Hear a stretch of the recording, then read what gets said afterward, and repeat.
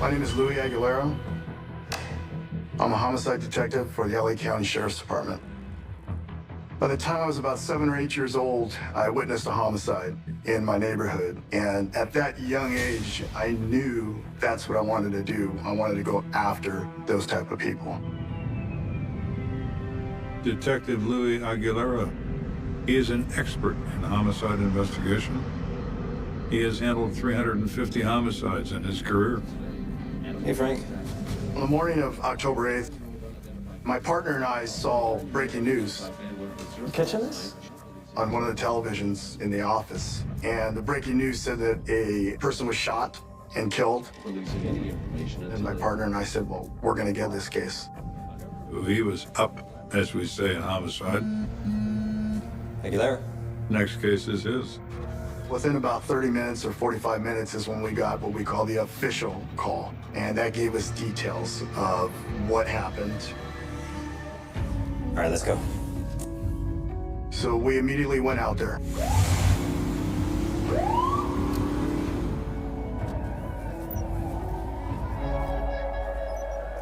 Once we arrived at the scene, we were briefed by the handling patrol deputy who told us that our victim was a 30-year-old female by the name of Veronica Reyes. She is known to the workers there. They say she has children. They believe she is married and was apparently arriving for work when she was killed. Co-workers said they heard a gunshot, came running out, found her. She was an administrator at this logistics company, and as her coworkers like to say, she was the happiest, hard-working woman. And we immediately noticed Veronica. She was laid on the ground and her body was covered with a sheet. When they see this woman, she's been disfigured by gunfire. She's shot twice in the head. One of those rounds broke her jaw, which distorts the face. Death distorts you as well. I noticed that she had a lot of stippling on her face. That's the gunpowder and the metals and everything else projecting onto her face. And that's essentially a close gunshot wound. Our suspect was right on top of her. As I walked through the parking lot, there were numerous amounts of shell casings. We also saw that the windows had been shot out of the car, and there were bullet holes in her car as well. They recover 8 expended casings from inside her car. Now they look at those casings and they are .40 caliber. The shooter is close enough to this car to when those expended casings come out of that gun, they go through the open window and wind up on the floor of the car. So what do you think? Carjacking gone bad? Not sure. You always consider the possibilities as to how and why this occurred. Could it be a carjacking? No. Why not? Too much gunfire. No attempt at car theft. No attempt at anything. This is killing for the sake of it. Carjacking? Not a chance. You got a second vehicle in the scene.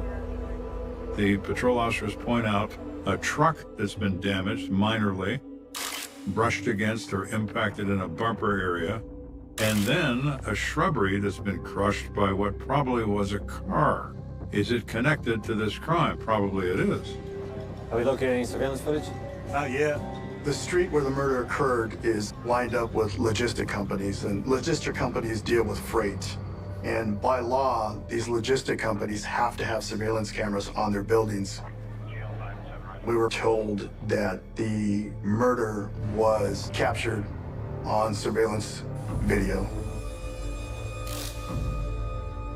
You see on the footage Veronica pulling up to the parking lot in her red Explorer.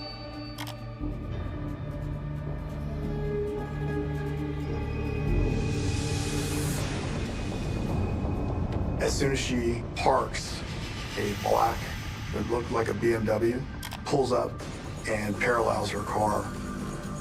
The driver immediately got out, forgetting to put the car in park. The driver of the BMW is so intent on reaching his target He bails out of a barely moving car as it is now moving backwards across this lot. He ignores the BMW. His focus is on who he wants to kill. He ran up to her while she was still seated in the driver's seat and began firing numerous shots. He plants his feet 20 inches apart for balance and proceeds to blast away.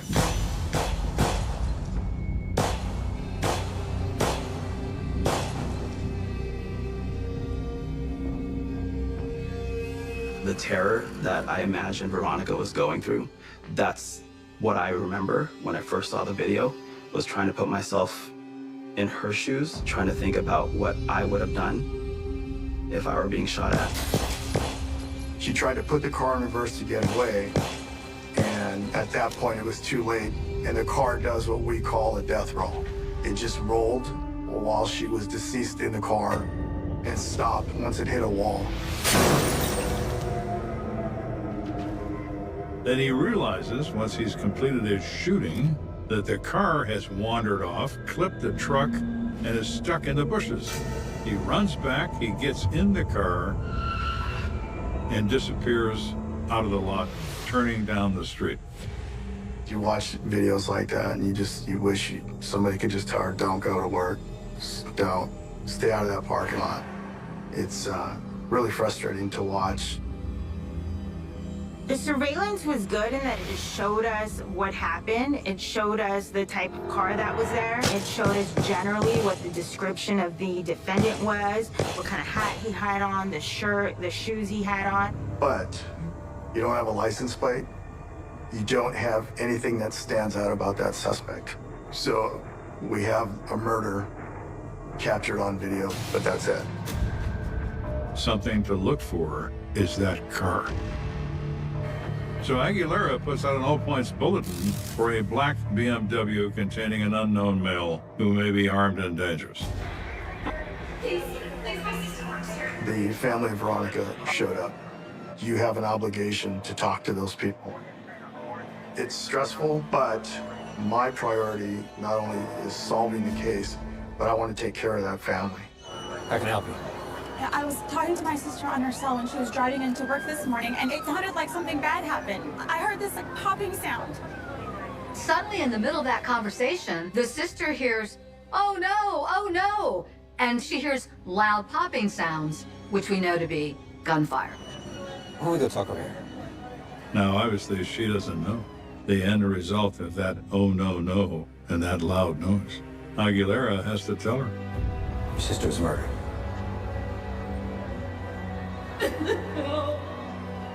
Death notification is a horrible business, but a necessary one.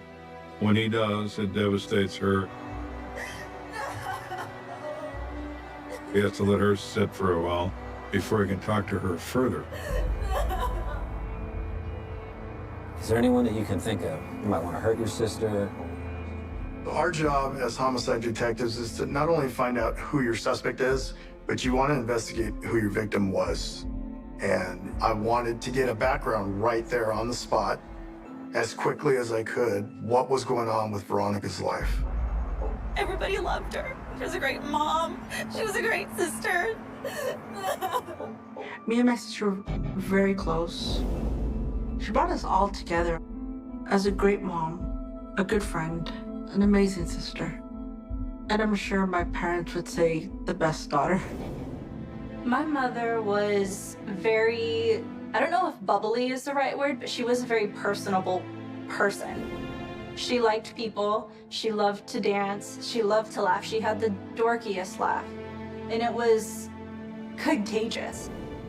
She also shared 4 young children with her husband, Carlos, and she had been with Carlos for 9 years. She met Carlos in high school, so they were pretty much childhood sweethearts. Are they still together? They separated not that long ago.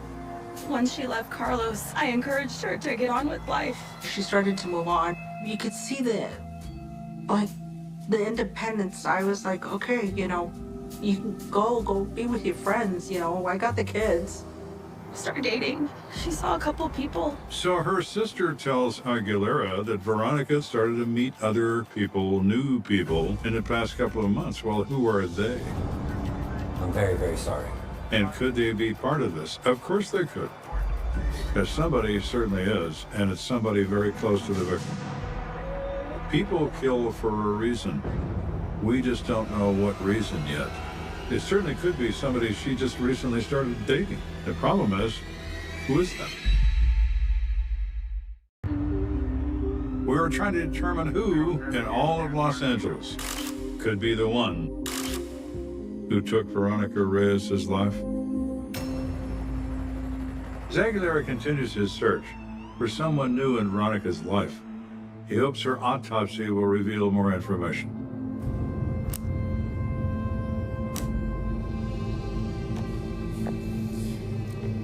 I've got some results for you, Detective. We learned that she had sustained 11 gunshot wounds, and 7 of those gunshot wounds were fatal. The fatal rounds came from the abdomen area. She'd been shot in the head as well. The weapon was a .40 caliber Glock. There's no other weapon involved. There's no stab wounds, no second gun, none of that. She also sustained a significant wound to the left forearm.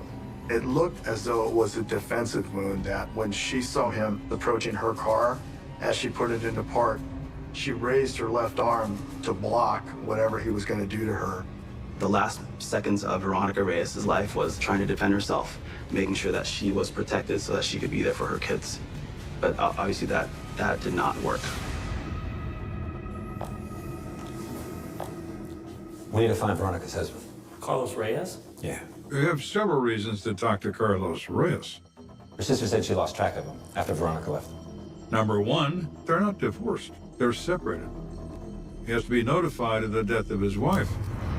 He now has 4 children to raise and be responsible for. Secondly, what exactly were the circumstances of your separation? And is he aware of anyone Veronica has been dating?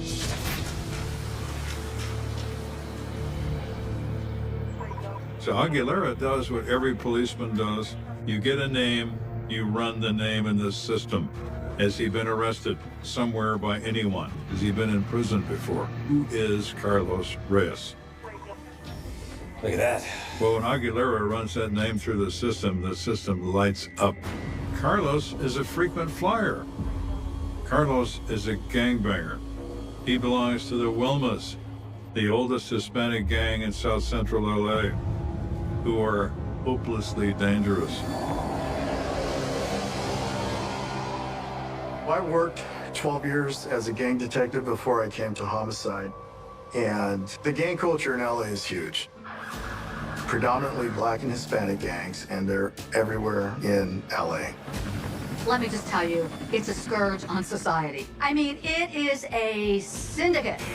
Okay, we're not talking small potatoes. We are talking the drug sales culture, the guns culture, the violence culture, and there are no sacred cows.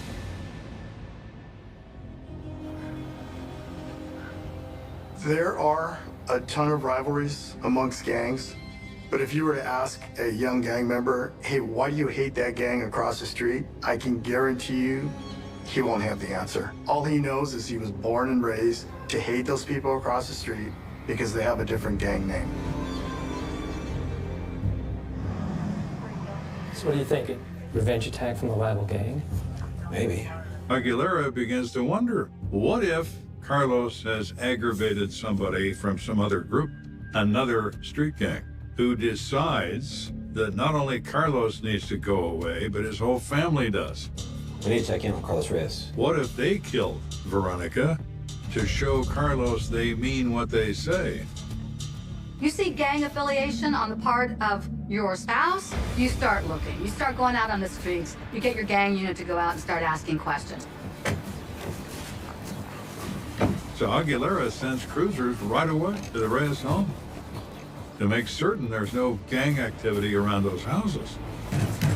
LA County Sheriff's Office, come to the door.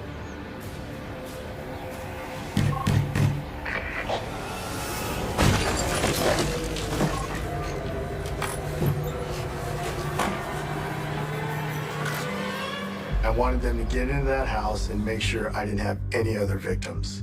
So we sent detectives to his house to do a safety check. Are you there? Hey, Chief.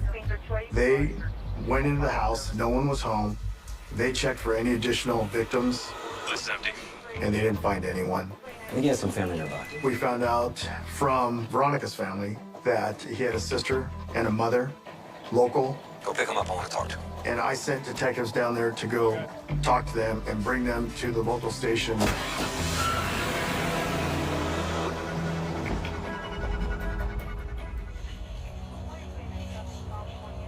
Thanks for coming in. They both knew when I spoke to them that the murder had occurred. They also were somewhat evasive when I asked them questions regarding Carlos and his whereabouts. When's the last time you remember seeing him? I don't know, I can't remember. Or if they knew anything that had happened. If there's a mother here, tell me you don't know where he is. It's the usual answer you get from people who don't want to be involved in something. But where's Carlos? Well, I don't know. I don't remember where he went. Really? Your own brother? You don't know where he is? Of course she knows. But she's not going to tell you. I didn't feel that either one of them was very helpful during the interview, so we didn't learn much from those interviews. But as a homicide detective, you have to exhaust every avenue of your investigation. We needed some more evidence.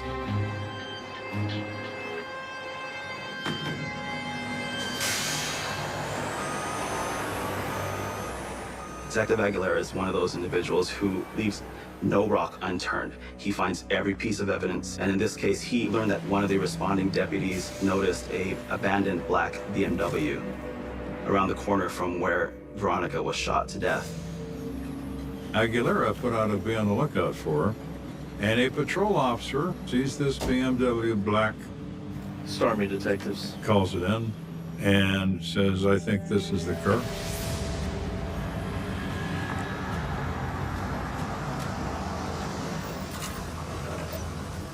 This our car? Yeah, it even has the damage on the bumper, like you said. We saw the traffic collision damage on the car, which was perfectly aligned with what happened at the scene. The vehicle actually still had some shrubbery on it from running into the bushes. Aguilera looks at it and says, there's no question. That's it. That's the one. Call the DA for a warrant for the inside. Yes, sir. This could contain fingerprints, DNA, weapon, ammunition, who knows? It's the shooter's car, there is no doubt. But who is the shooter?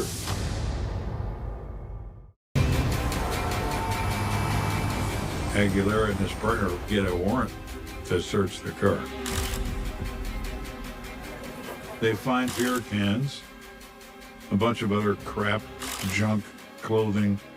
Well, then they notice there's a man's wallet in this car. Okay, this is really strange. Somebody forgot to take their wallet. They open that wallet, and there is a California driver's license and photograph of Carlos Reyes. The same Carlos Reyes who was married to Veronica, who is now dead at a crime scene less than a mile away. But that still doesn't say anything. They don't know if there was another person who drove that black BMW. It didn't make sense to me that those items were left in the car. Why were they left in the car? So then they start thinking third party. Okay, so maybe he was held at gunpoint and maybe someone else killed his wife. Who knows?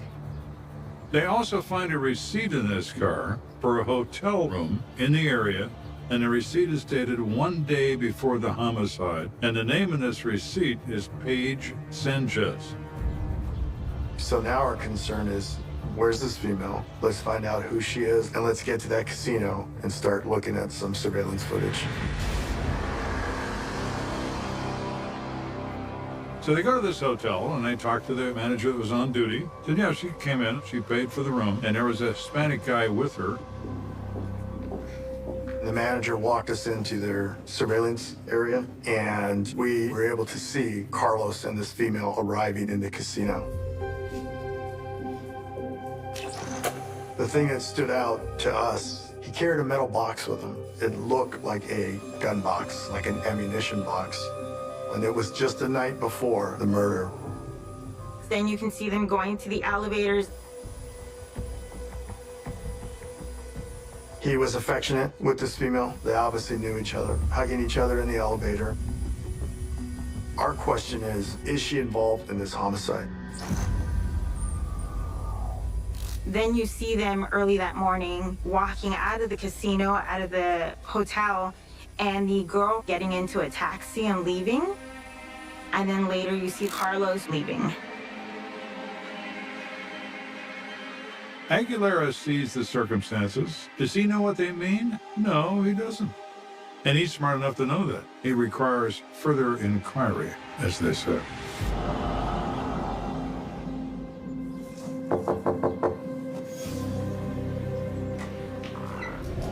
Yeah? Hi, I'm Detective Aguilera. When they first meet Paige Sanchez, she's somewhat alarmed at their presence. Do you know Carlos Reyes? Yes. We found a receipt for a recent hotel stay. Do you mind sharing a little bit more about that with us? We were just there for the weekend. She seems rather surprised, and that surprise seems to be genuine. Point for her side. You do realize that Carlos is married. Yes, I do know that. Do you also know that his wife was just murdered? What? She was upset. She knew they were separated, but she also knew that they had children. And that was a concern to her, that there were 4 kids with no mother. I've only really known him for like 3 months. She told us that they had been drinking for the last several days. She said they went bar hopping.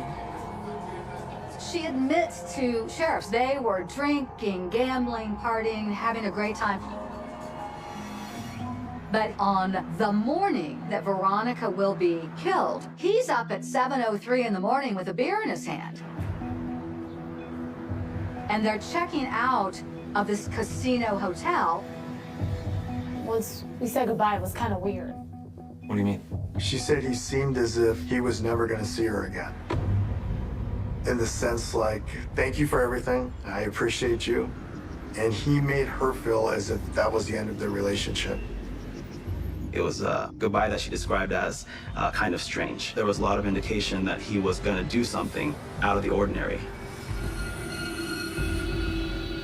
We believe that she had absolutely nothing to do with this homicide, but we believe that he was saying his final goodbye because once he left there, he was going to kill Veronica and he was going to flee.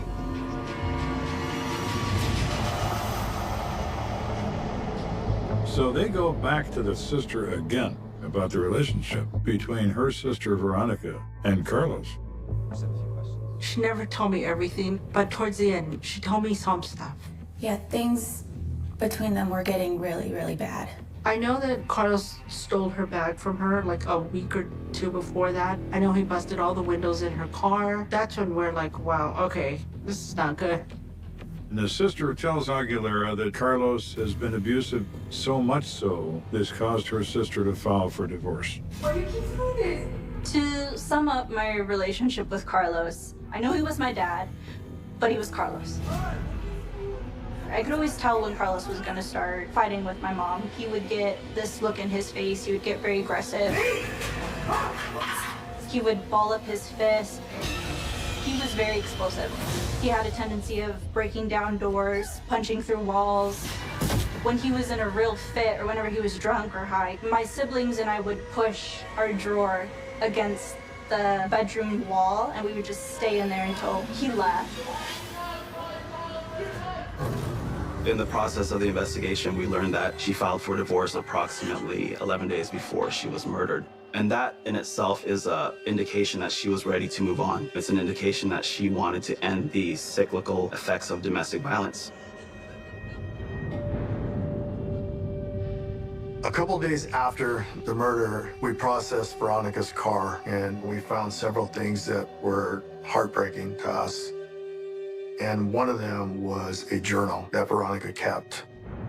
One of her entries had several strands of her hair taped to the day that Carlos pulled her hair out. And she wrote underneath that hair, "Carlos pulled my hair out."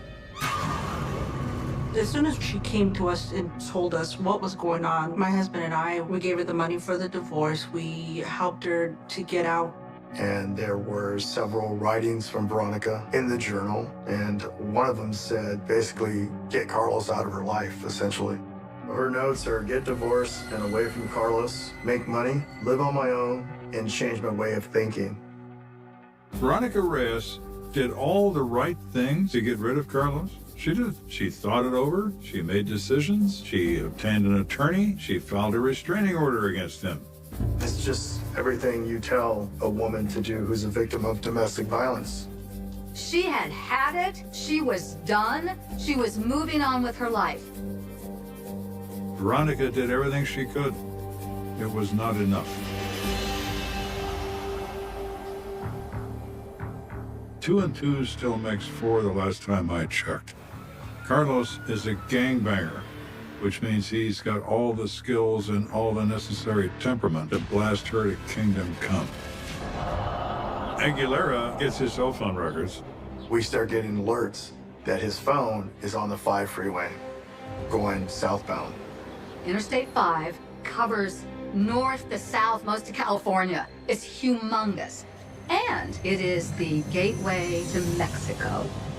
It's obvious what he's doing. And if he got to Mexico, we were concerned that we would never find him again. He is trying to disappear into Mexico. If he crosses into that world, he may as well be in the cosmos.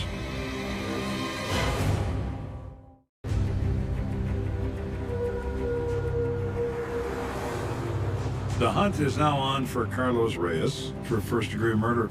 Aguilera gets his phone records, and it pings going south on I-5. And it pings stop at the border crossing at San Ysidro. Now we have to do an alert. I need to put out an APB. And notify the authorities at the border. Hey, look for this person. Carlos Reyes. Here's a DMV photo. If you see him, please detain him for us. We didn't have confirmation that he actually made it, but we were pretty certain that he did. And the concern was that it's such a big country. There's so many places to hide, and we would never see him again. At this point, all Aguilera can do is wait. But a Sheriff's Department gang unit detective knocks on his door. Hey, might have some information for you. What you got? And the gang detective said, hey, I have an informant, and this informant knows where your suspect is at. There are confidential informants who are in the business of making a little extra cash. They're not going to go to court. They're just going to tell you what's happening. Yeah, you got caught the red light. No kidding. Once you go through the Mexican border, you either get a red light or a green light. It just randomly pops up.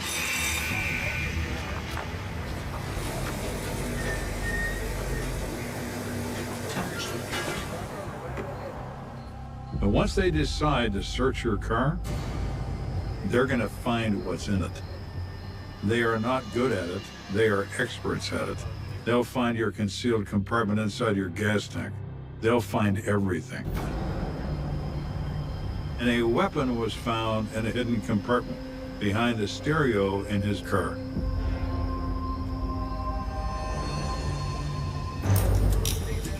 The agents arrested him for bringing a firearm into Mexico. The guy they stopped was called Arturo Lopez. Lopez? Yeah. Our guy's called Carlos Reyes. So is it Carlos Reyes or not? Informant says it is. Informants say a lot of things. But is this reliable? That's when Aguilera gets a hold of an agent that he knows and says, can you find this guy in jail? Guillermo. It's Louis Aguilera.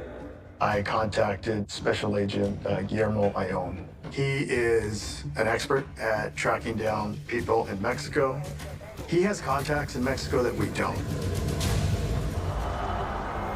And thinking that maybe a different name was used, we started comparing all the individuals that had been detained or arrested for that suspected day, and eventually we found him under a different alias. It was a really short turnaround where Guillermo said, I found your guy. He sent us the booking photo from Mexico. There was no doubt in our mind that the booking photo from Mexico was Carlos Reyes. At the border, when that agent searched the car, the driver identified himself as Arturo Lopez. Not only does he get stopped, He provides false ID because he knows he's being looked for. Well, guess what, Carlos? You just got found. I was thrilled, but I was concerned that we're now dealing with Mexico. He was sentenced that week to 5 years in prison. Mexico is incredibly strict about its gun laws. You try to bring a gun illegally into Mexico, you will pay a price. They do not dance around. It's not a welcome wagon, like, come on in, American detectives, we'll do everything we can to help. And I was upset at it, but I know there was nothing that we had that was gonna bring him from his prison sentence in Mexico. Would we ever get Carlos back to the States? Aguilera needs that gun to run some tests and connect it to Veronica's murder. The problem is that gun is in Mexico, and the Mexican authorities are less than cooperative. Is this gun that was found on the defendant the same gun that killed Veronica Reyes? The firearms recovered at the border go to their military. That gun was in the evidence locker of the Mexican military in Mexico here in Tijuana.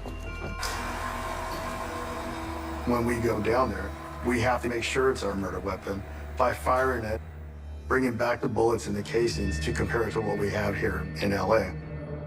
They had a common process that is used. In this case, they used telephone books. The old traditional yellow telephone books that we all have. Now, way back in the day, ballistics tests were performed with phone books. They'll stop bullets. But in the modern day, they don't have phone books. Except in Mexico, they still do.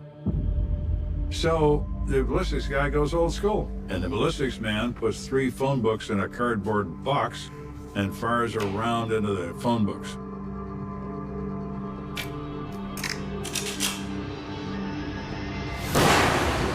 Boom!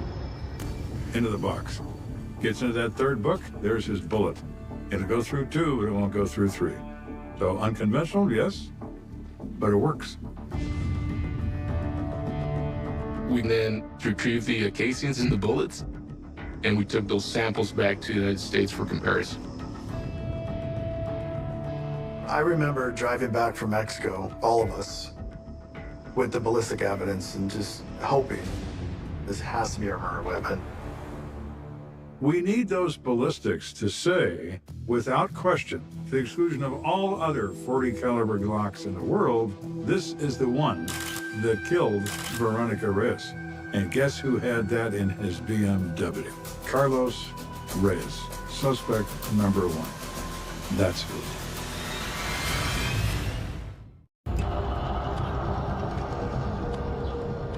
The ballistics man recovers the round. Aguilera takes him with him back to California. They compare the ballistics to the bullets removed from the victim. So it was important to see the pattern that was on the bullet and see that the pattern matched what they found at the crime scene. It's sort of like a fingerprint. Okay. Thank you. I remember getting a phone call saying, hey, Louis, just want you to know, I am 100% certain it's your gun. Coupled with the evidence we built to that day, now we have him arrested with our murder weapon, made me feel a lot better about the case. You look back over the events in this case, and you begin to get a very good idea of what took place. Veronica Reyes meets a man, Carlos Reyes. They marry. Progressively, his abusive personality begins to be exposed. It starts off verbally, making comments. Then the pushing and shoving happens. Then the slapping begins. And Veronica decides this is no way to live. She files for divorce. And that is the ultimate slap in the face for her to take that step and file for divorce, I think set him off.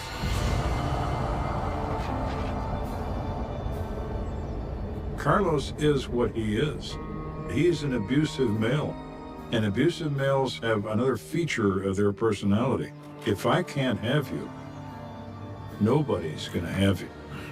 You insulted me by divorcing me. I'm gonna take you out. He suffers emotionally when he's served. What's his response? Alcohol. Female companionship. but the alcohol grinds on it, lowers his level of inhibition. The partying was just a cover for how mad he was. So I'm gonna hang out with this woman for 3 days, we're gonna have a big party, and I won't think about it. But then she keeps creeping into his mind, and he gets angrier and angrier. Thinking about nothing but Veronica, until it arrives at an emotional crescendo. He gets in that car, and he knows where to find her, and he shows up too. We think he probably arrived at the scene early, in case Veronica arrived to work early, and just waited for her car to show up in that parking lot.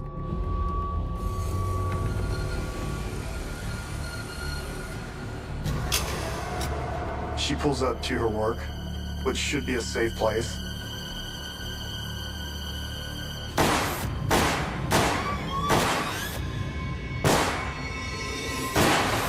And she's killed by her husband, the father of her children.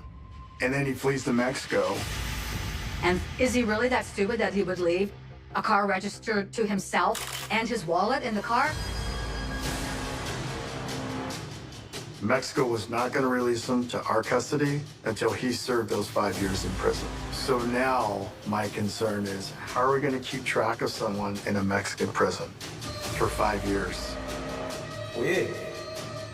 Reyes, utilizing a level of corruption in the Mexican penal system, pays off guards to keep getting him transferred to different jails to make him more difficult to find. Now the fear was making sure that Mr. Reyes did not potentially bribe his way out of jail, right?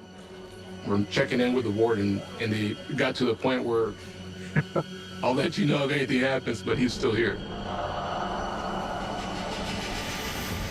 Eventually, as the release date neared, we made contact with our Major Crimes Bureau extradition team to work out the logistics of flying him back to the States. They basically snatched him up from that prison, and then he's flown back from Mexico City to the United States in the custody of a U.S. Marshal.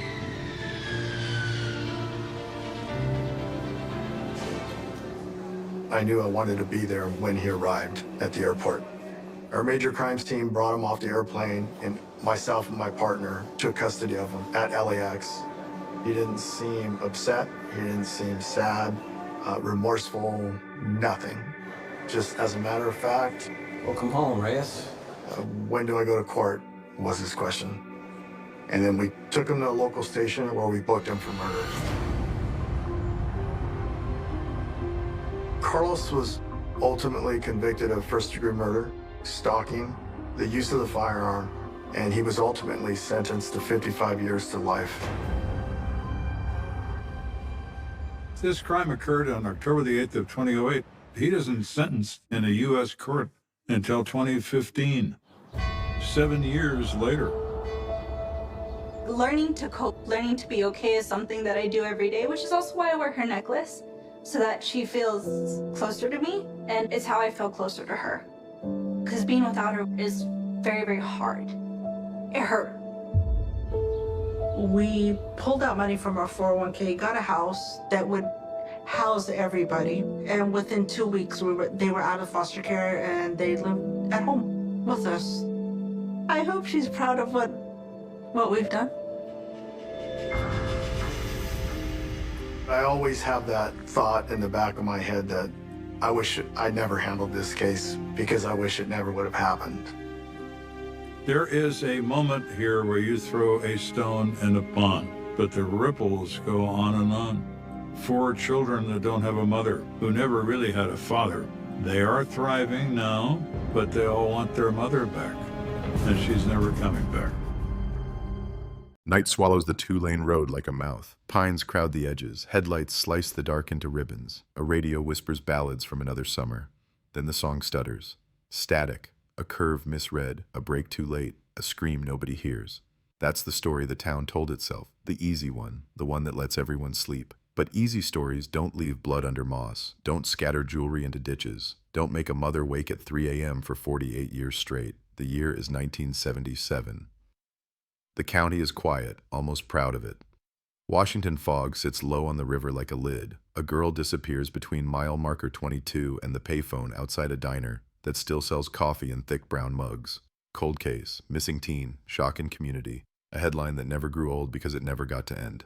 Picture the town at dawn the morning after. Blue light, cold breath, men with coffee steaming out of lidded thermoses, deputies stomping mud off their boots, reporters late because no one believed it at first. On the guardrail, a smear the color of rust that won't wash away. In the grass, a white sneaker with a broken lace, the kind you buy at the general store near the feed sacks. Down the slope, branches torn and bright with fresh scars as if something heavy dragged itself through, and above all of it, birds that refuse to sing.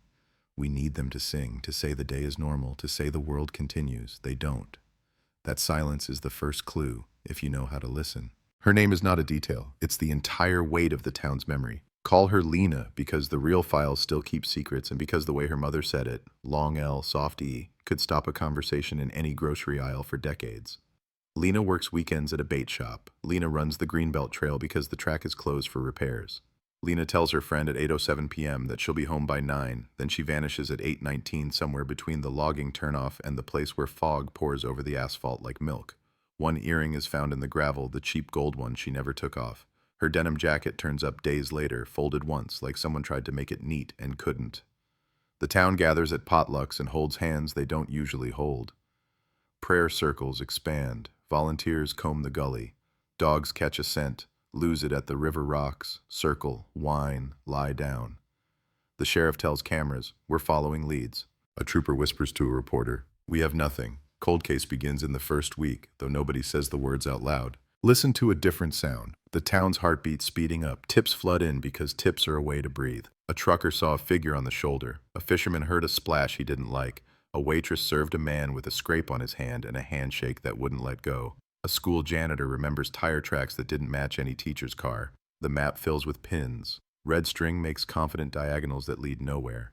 A local paper prints a front page that becomes wallpaper at gas stations. Mystery at mile 22. Families fold that page into Bibles. Years pass and the ink goes sepia, and then it goes soft and then it goes away, but the headline lives on in kitchen talk. Mot vu matit bian. If you had a grandmother who mixed languages when she was scared. People start locking doors in a town that never locked doors. Men start to notice who's still out at bars after midnight. Women start to carry keys between fingers. The rhythm of the place changes key. Detectives try everything that was modern then, and later everything that became modern after. Plaster casts of tire treads that crumble by spring. Blood typing that can only say maybe. Flyers on phone poles, faces coated with rain until they seem to cry. Years bring computer sketches that age Lena's face like a forecast, what she'd look like at 25, at 31, at 43, a slow ritual of hope. A detective retires, a new one inherits a box. Another retires, another box. The paper labels fade, but the staples never do. They rust in perfect constellations like fingerprints of time. Cold case unit formed. Another headline. Another funding drive. A mother on the courthouse steps, eyes like winter. "Please," she says, talking to whoever took her daughter, or to the river, or to God. "Please." The cameras blink red. The story goes dark. Every November brings wind that tilts the cedars and rattles the school's aluminum bleachers. That's when the town remembers, again, anniversary season, when grief keeps appointments. New kids at the high school hear it fresh in hallways because seniors tell freshmen the way camp counselors tell ghost stories, but this one lives in the daylight and never ends with a laugh. A ranger finds something on a trail in '94, not bones. Bones would be mercy. A hair ribbon pressed into the dirt by time, the pattern half erased. The lab says it might be hers. Might. The word bruises without breaking skin. Officers drive back to mile 22 and lean on hoods and squint at the tree line as if a different angle can turn the past. It can't. The map gets another pin. The red string sags. Then the world changes. DNA becomes a verb. Cold case lists get shorter sometimes in other places, and those headlines feel like miracles. A detective in our county, call him Ruiz because every case needs a stubborn heart, visits a conference in 2018 and hears about genealogy trees that bloom backwards, names connecting to names like rivers meeting. He looks at Lena's file as if it could wake up. He asks for permission. He gets told to be patient, then to be realistic, then to be careful about budget. He fills out grants. He writes memos with words like pilot and proof of concept, because those are the words that open doors. He calls the mother. She's older now, but her voice is exactly the same when she says Lena. He tells her they're going to try something new. She says, new is fine. I've lived in old too long. Evidence sleeps in the lab, away from light and away from air. A scrap of fabric bagged in a year when disco was still on the radio. A trace collected from a buckle nobody thought would matter. The lab techs tell Ruiz, the sample's degraded. He tells them, so am I. Use me anyway. They smile because they've heard 10 versions of that joke and it still works. They sharpen instruments that hum like lullabies to ghosts. They pull out a sequence from the noise, not a full song, just a hook, but a hook can carry a chorus if you know how to build from it. The data uploads in silence. Outside the window, winter draws a straight line of rain. Inside, a white bar progresses on a screen. Genealogy is part science, part patience, part story. The tree begins with a handful of matches too distant to see with the naked eye. Third cousin here, a whisper of fourth there, a shared great-great-grandparent made of census ink. Ruiz learns new words, centimorgans, segments, triangulation. He learns older words too, homestead, mill worker, Sunday school. He spends nights with coffee and daytime with coffee and keeps a legal pad that looks like a forest of arrows. A name repeats, not prominent, not dramatic, just stubborn. A family line that never moved far from county lines. Men who hunted in the same hollows their fathers hunted. A brother who kept to himself. Another brother who bragged about fights that didn't leave marks because the other guy walked away. A third who drove a blue pickup. This detail glows because a waitress from 77 swore that's what she saw, a blue that looked black in the rain. Ruiz circles the name, then writes it in the margin, then underlines it, then stops underlining because the page might bleed. Cold case. Strange lead. Quiet suspect. The files add a new tab. Ruiz knocks on doors that need oiling. He asks polite questions in kitchens that smell like fried onions and old coffee. He hears stories everyone knows and one story no one wants to say, about a bonfire after graduation, about a girl crying, about a truck idling too long on the shoulder while radios sang slow dance hits. He doesn't press. He lets silence do the pressing. People talk to fill it. A cousin remembers a jacket burned in a backyard drum because of a gas spill. A neighbor recalls a man who washed his truck at 3 a.m. Ruiz writes, not what they say, but where their eyes go when they say it. Eyes are maps. Eyes know where the bodies of stories are buried. At the bait shop that Lena once took inventory for, yes, it's still there. Yes, the pegboard still holds bright lures like candy. Ruiz runs his finger along the ridge of the old counter and finds the initials carved into the wood. LM.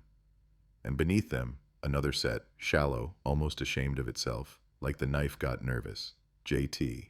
The shop owner says, kids carved everything back then, don't make it a poem. He's right, not everything is a sign, but some things are both, a sign and a poem, a mark and a prayer.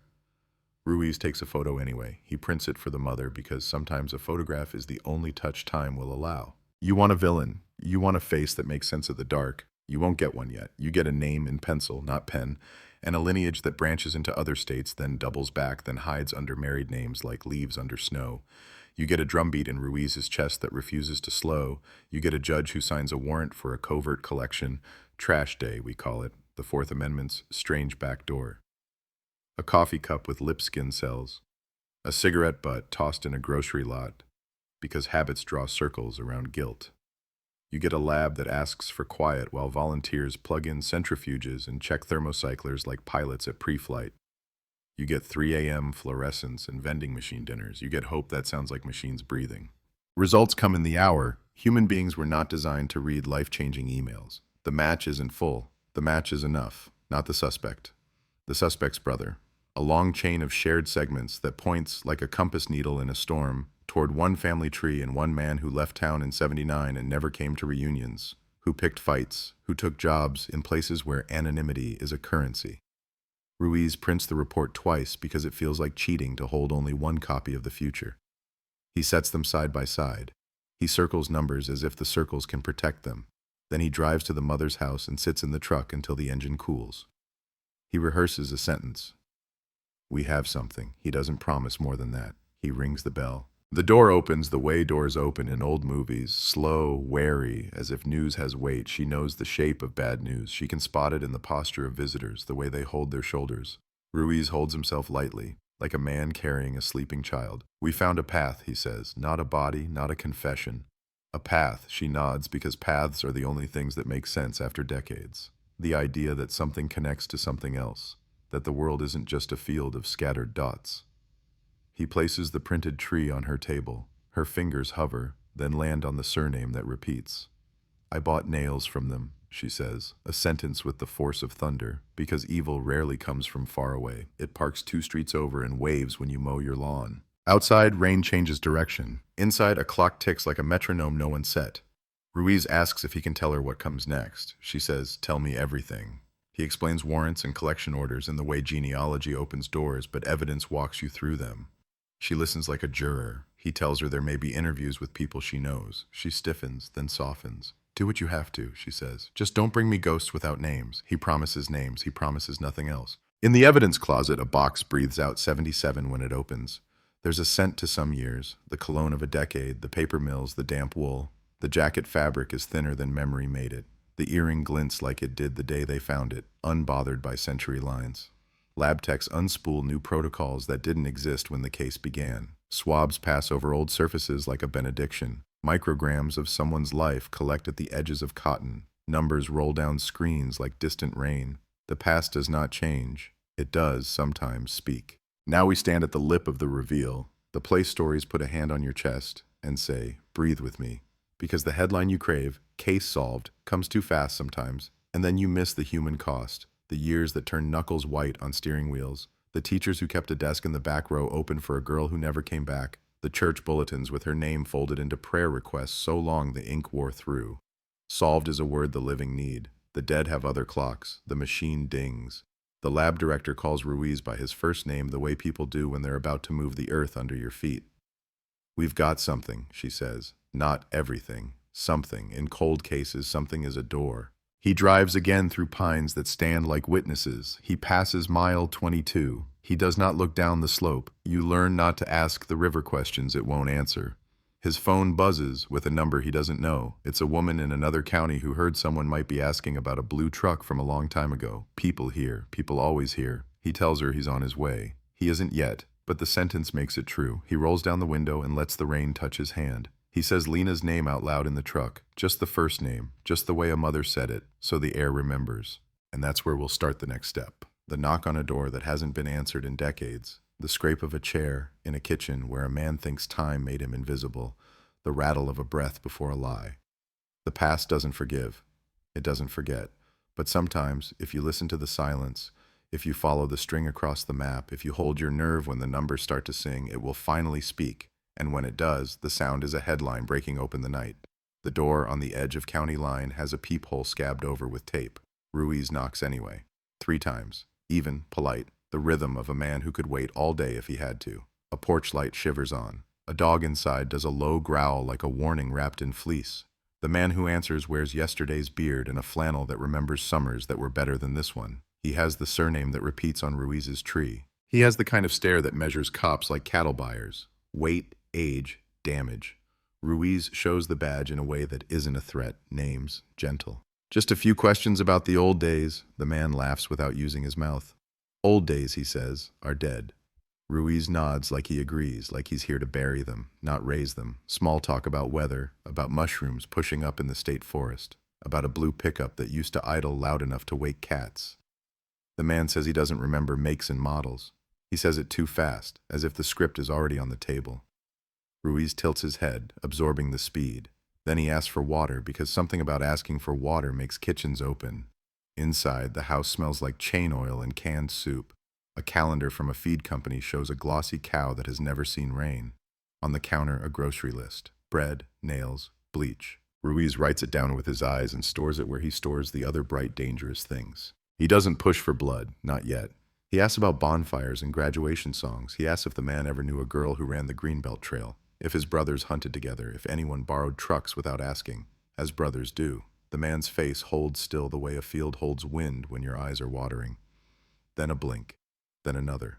The dog noses Ruiz's hand, finds no fear, loses interest. Ruiz thanks him for the water and leaves a card he already knows will end up in a junk drawer under screws that don't fit anything. He steps back into the rain and lets it write on his jacket. He doesn't look like a man who just learned anything. But he did. He learned how the man's eyes slid when he said the word brothers. He learned that the dog likes everyone except the mail carrier and the past. He learned that some men pick up the word blue the way you pick up a hot pan, quick and with a dead face. Trash day comes soft, you don't make a parade of it. A truck hisses and complains down the road like an old lung. Ruiz parks where nobody counts cars. He watches as a can with a cracked lid gets wrestled and dumped and sighs out coffee filters, envelopes with the tops torn off, a plastic razor that has someone's mourning in it. A tech in plain clothes follows the route at a legal, court-approved distance, scooping what the law says no one owns anymore. Back at the lab, they line items up like suspects in a school hallway. Cups, Q-tips, butts. Someone's breath dried onto cardboard from a six-pack that once was cold. The lab hum starts up, the prayer that sounds like electricity. The sample speaks, or it doesn't. Degraded doesn't mean dead. It means harder. Harder is what these rooms were built for. Numbers crawl onto screens, slow, uncertain toddlers becoming certain steps. Compare. Triangulate. Your brother's shadow is just as long as yours at dusk. The first result comes back with a small smile in the corner of the page, a sibling-level match to the man with the flannel and the dog, not him, close enough to feel heat. Ruiz prints it and slides it into a sleeve like a photograph he wants to protect from fingerprints he doesn't yet have. He returns to paper that smells like basements. Reports from 77 that use words we don't use anymore and miss words we need now. A deputy's note about a fisherman who heard a cry that could have been a fox. A waitress description of a jaw like a busted shelf and a watch with a cracked crystal. Ruiz builds a timeline that runs like a freight train across his wall.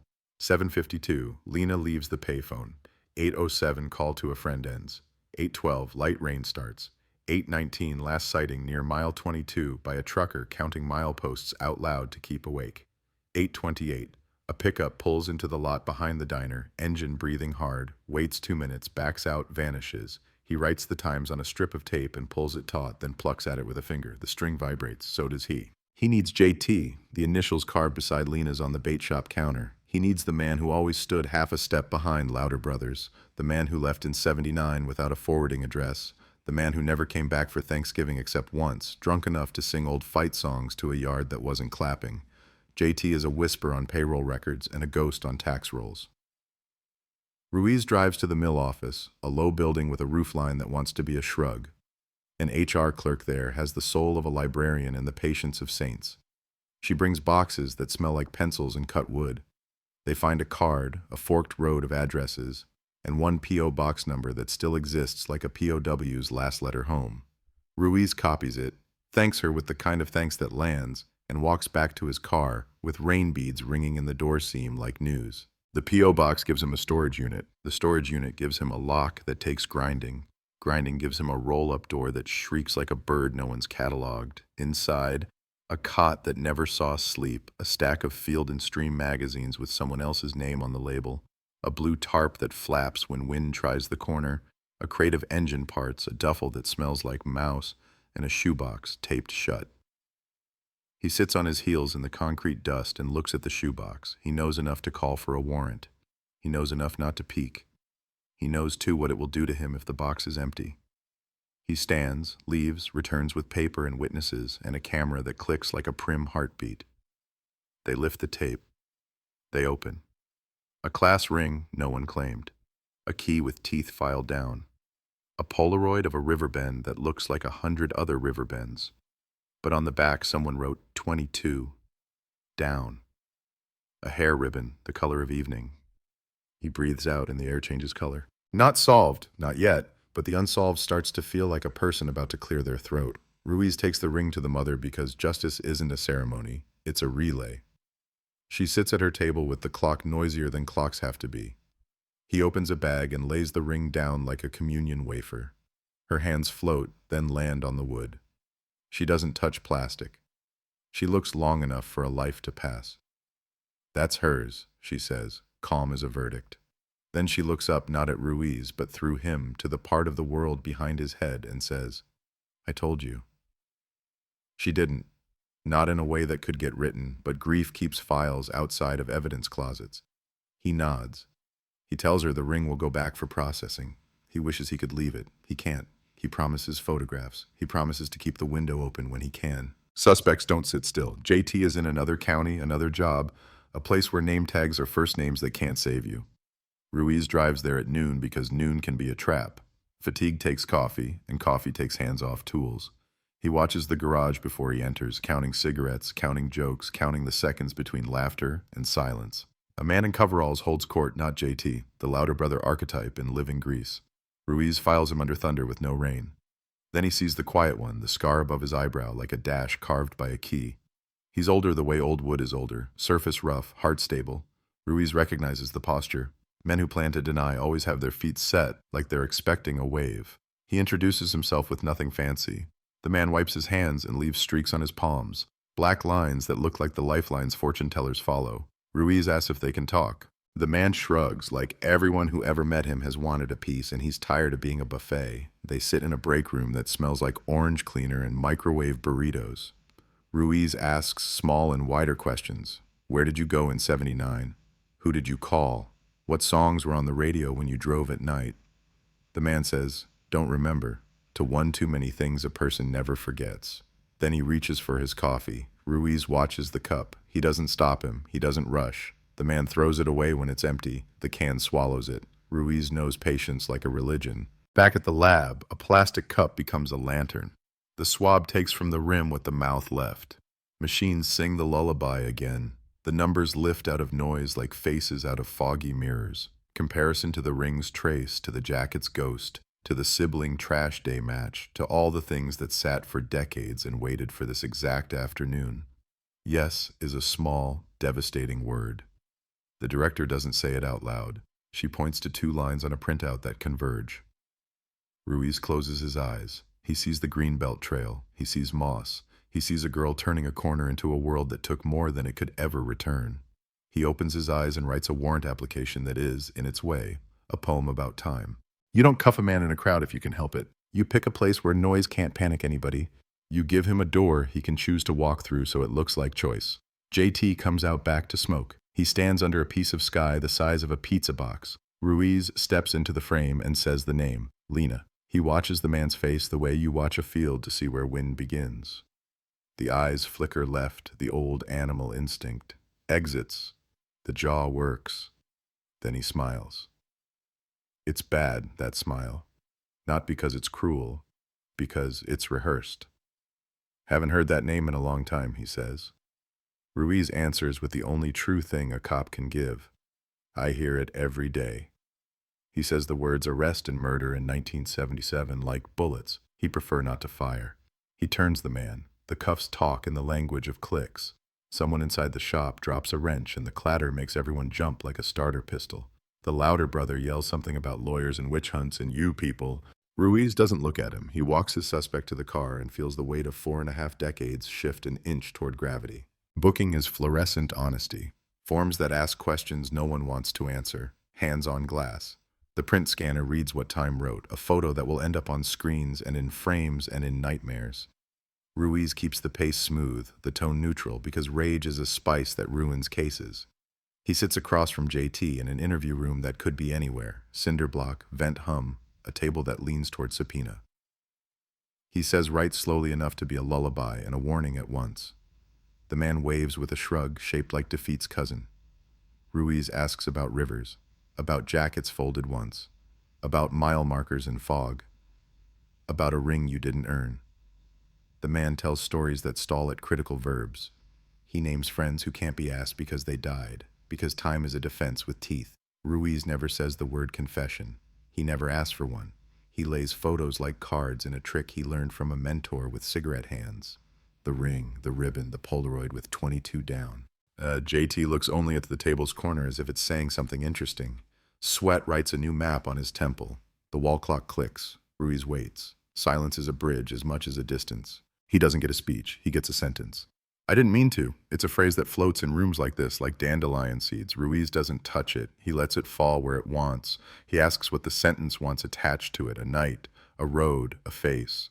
The man swallows. He says a fox ran out. He says a girl flagged him down. He says he gave her a ride because he's that kind of guy, helpful, neighborly, the sort who brings casseroles to funerals, the kind whose story bends around the part where a good deed turned into a ditch you can't climb out of.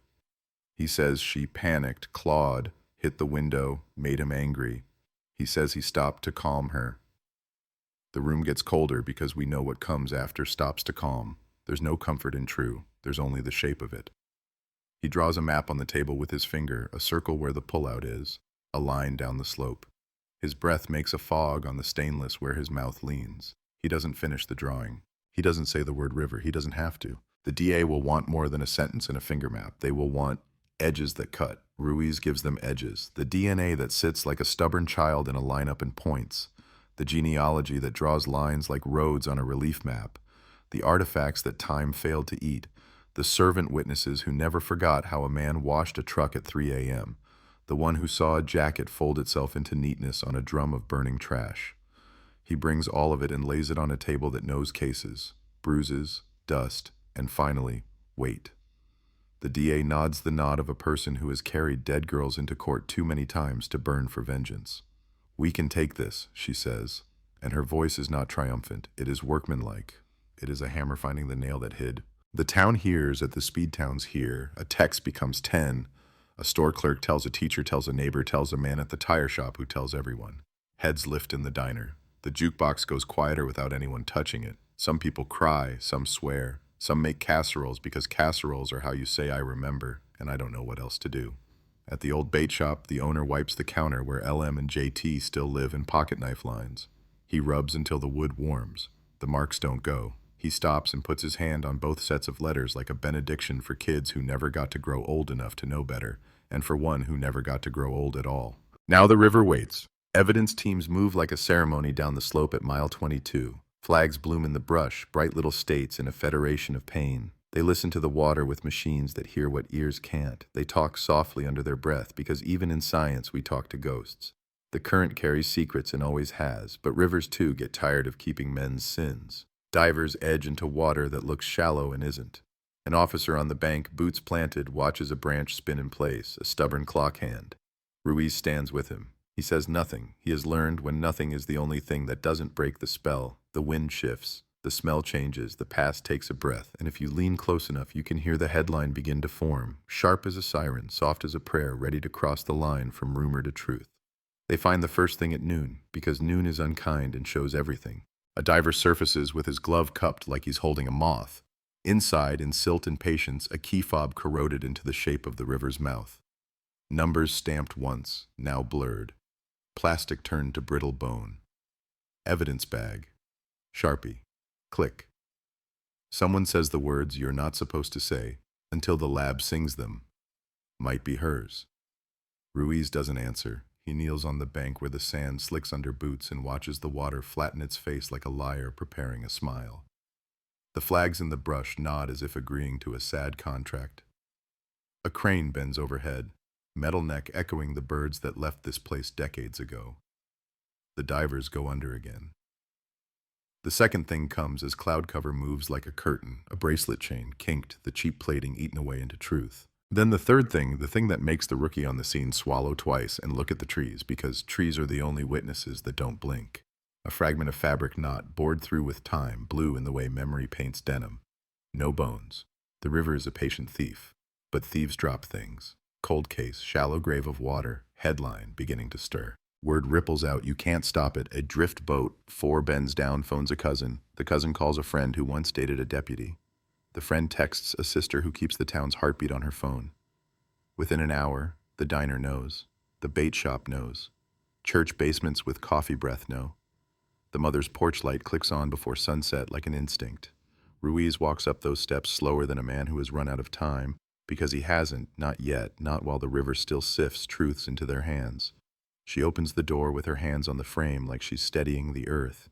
He tells her the shape of what they have, objects that remember, things that once touched a girl who became a story. He doesn't promise a body, he doesn't promise an end. He promises work measured in inches. She nods like she's lived her life in inches since 1977.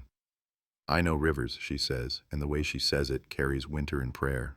At the station, boxes wake up. A lieutenant from the DA's office spreads charts across a table that is known coffee rings and verdicts. Chain of custody paths get drawn with the care of surgeons. Every arrow must land inside the line. Every signature must stand like a flag in hard wind. The DA runs her finger along dates that read like a strange calendar. 1977, 1983, 1994, 2001, 2018, now. She says what prosecutors say when they keep their souls. We're building a story we can prove. Ruiz hears the hum underneath, the story they'll never stop telling themselves, the one that has nothing to do with exhibits and everything to do with breathing again in a town that held its breath for half a lifetime. JT sits in county under lights that turn everyone the same color, tired. He stares at a point 2 inches left of the camera lens during intake, like that spot owes him something. The guard who takes the belt does it soft, the way you'd take a knife away from a friend. In the interview room, the silence is different now, thicker, the kind that sticks to teeth. He asks for a lawyer late, as if the idea showed up like a stray dog. He gets one because the system has rules, and rules are the net that keeps justice from falling into the river too. The lawyer is competent in the way a seatbelt is competent, not pretty, not dramatic, unglamorous, essential. She asks for discovery like she's ordering lumber she already knows how to cut. Ruiz slides a box across the table that wouldn't fit in any human throat. She doesn't flinch. She flips open a file and sees the ring bag photo. She blinks once, then none. She's done this before.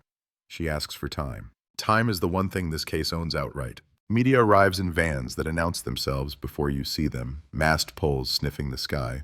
They park crooked on muddy shoulders, careful not to block the diner's entrance because even news has to eat. Reporters with hair immune to rain rehearse sentences to cameras with red eyes. A breakthrough in a decades-long mystery. A cold case that chilled a community now warms with the heat of new evidence. They say the words you'd expect, shocking, closure, finally. Ruiz watches from across the lot and says none of those words in his head. Closure is a door that often slams on fingers. Finally implies a clean line. This town is all ellipses and scar tissue. Still, a headline hangs in the air like a bell after the clapper stops. Cold case. Suspect in custody. Washington community exhales, carefully. Arraignment is pure choreography. The courtroom's wood smells like arguments. The pews hold more people than usual for the hour, a Wednesday afternoon that feels like a Sunday. The mother sits second row center, a steadiness that nearly tips the room into tears. JT enters shackled in front, not back, this county's habit of letting the accused see the room before the room sees them.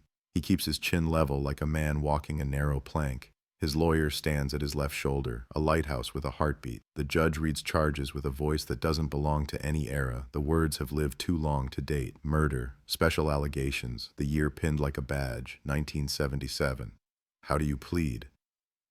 The answer lands like a dull coin, not guilty. It echoes, as always. Paper rustles. Someone whispers a name that doesn't belong to the defendant. The court sets a schedule that will feel like geology. Hearings that take months, a trial horizon like a line of mountains. Outside, cameras bloom. A microphone appears near the mother's mouth and then thinks better of it and drops. She doesn't talk. Her eyes do. Back at mile 22, evidence crews pull a fourth thing from the river on a day that pretends to be spring. It isn't. The river knows. The fourth thing is a door handle from a model of pickup built when seatbelts were gentle suggestions. The serial numbering is gone. The shape isn't. A retired mechanic walks down with a thermos and identifies it with his thumb. 74 to 78, he says, and taps the piece with a knuckle. Blue one's chipped right here. He points to the exact chip pattern the waitress remembered in her ancient statement, the corner that caught on the cigarette machine as the driver backed out in a hurry. The waitress died in 2006. The metal remembers her for her. Ruiz thanks the mechanic like he just read a poem to the dead and did it right. The louder brother becomes loud on purpose. He posts from a lawn chair with a beer like a scepter and uses words like conspiracy and frame and government scam. He tells a blogger who likes gasoline and outrage that this is a political job, that kids went missing all the time back then and nobody cared, that the river eats what the river eats and cops are vultures who show up later. The blogger films his wrinkles in close-up and lets comments do the rest. Ruiz doesn't watch, the DA does, and underlines a sentence. Kids went missing all the time back then. In cross, she will press that cold sentence until it shatters into all the heat it hides. Ruiz finds the truck. Not the original, not even miracles can stitch the same steel back together, but a junkyard twin, the model, the year, the door handle pattern that catches the palm wrong if you don't know the trick. He walks the young analyst through the way a body moves in a cab that size. The reach, the right-hand grab, the left-hand push. He shows her how a passenger in panic would try for the latch and bruise the heel of her hand here, exactly here, where a fragment of skin oil might cling for a night to chrome and then wash away into nothing. She nods like a student at church. He is not building a reenactment. He is building understanding, the only reenactment the jury will ever believe. He He goes back to the bait shop one more time. The owner keeps the place at 65 degrees year-round and his memories warmer. The counter still holds LM and JT, both almost lost to the thousands of other cuts kids carved for boredom and love. Ruiz traces the letters with a gloved finger. He thinks about hands that once touched this wood on ordinary days, about the way ordinary is the most fragile substance known. He asks the owner if he ever saw the two of them together, outside of names on wood. The owner nods slow. Field day, softball, he says. She sold sodas. He shouted about a call, too much shouting for a picnic. That story sits in Ruiz's chest like a small stone. He adds it to the pile because piles become mountains and mountains under the right light become silhouettes of proof. Night again. Ruiz drives to a place where he can see the river from a bend the news vans haven't found. He sits with the engine off and the window down. The water talks in a language older than charges.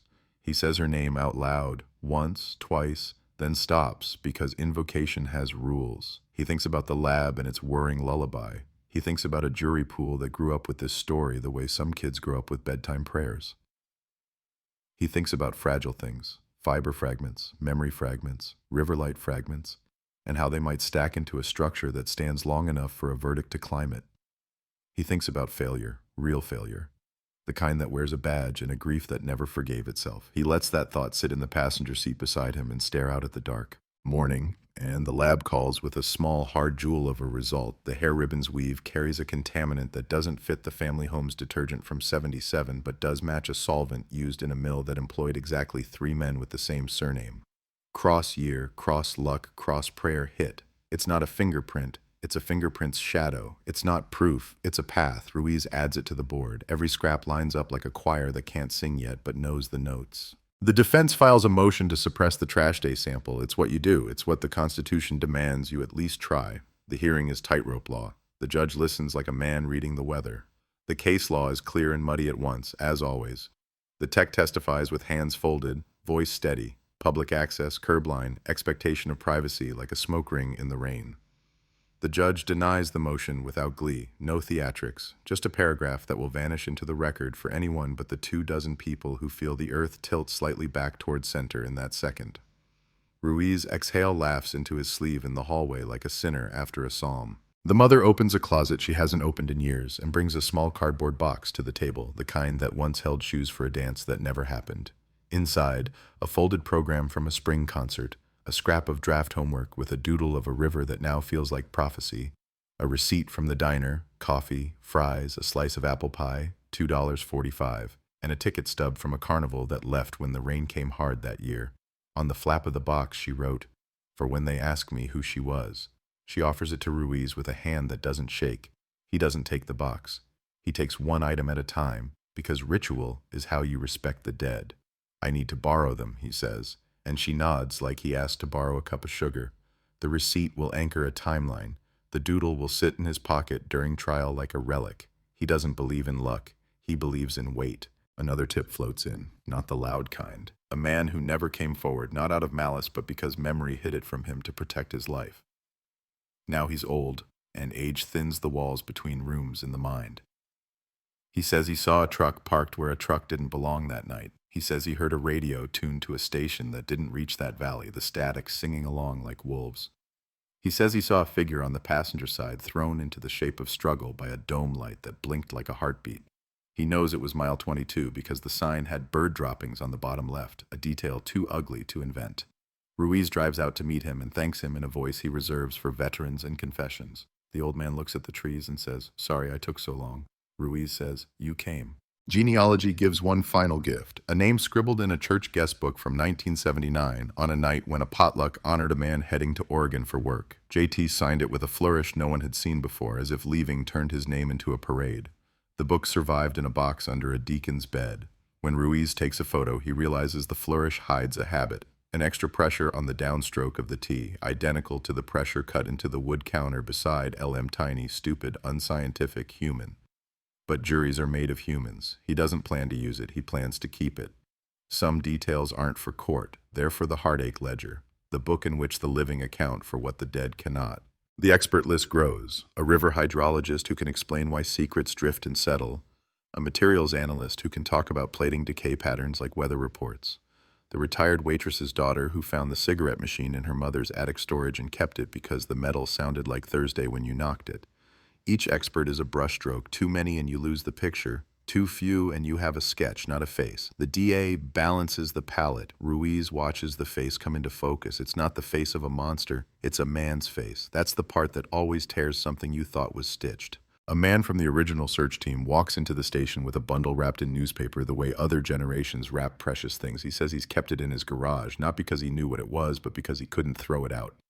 It's a roadside flasher triangle from the late 70s with a piece of duct tape hardened to one corner. The tape holds a fingerprint fossil, not readable, but the triangle's paint has a smear of denim dye too high to be from a tire, too low to be from a shoulder. Place your hand there, Ruiz thinks. The height matches Lena's forearm in high school team photos. He puts the triangle in a bag like he's tucking in a child.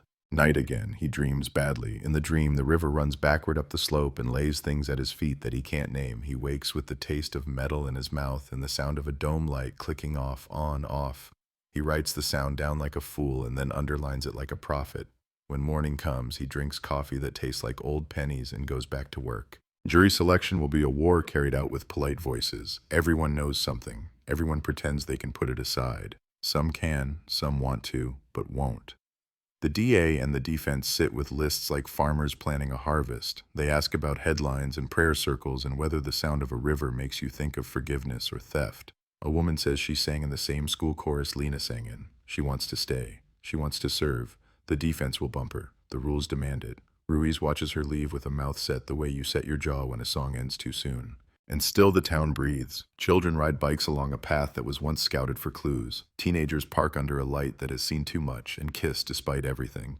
Men at the mill punch in and out and tell the same jokes they've told since the 80s because repetition keeps the roof up.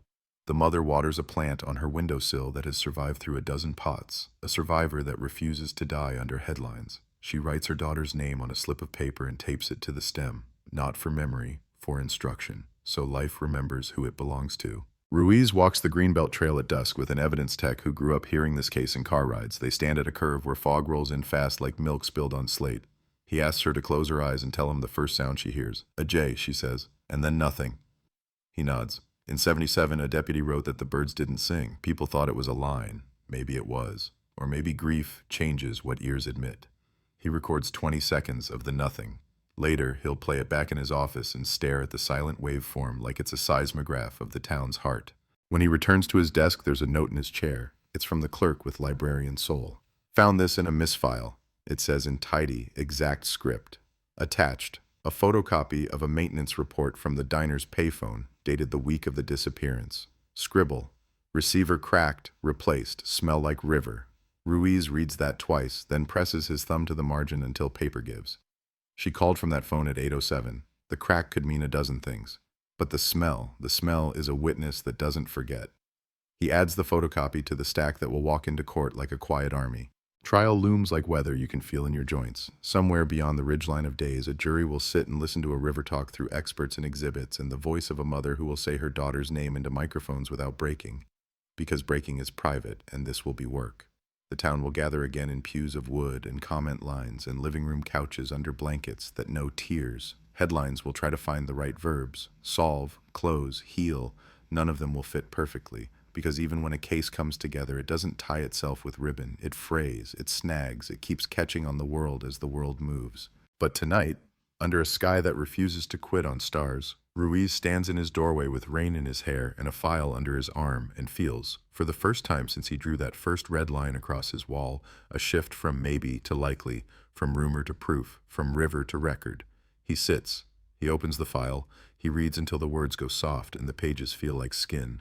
He closes it and says her name one more time, not as a plea, not as a headline, but as a promise shaped like breath. Tomorrow will bring motions and anchors and more work than anyone wants. Tonight brings the whisper that never left this town. We see you. We remember. We're almost there.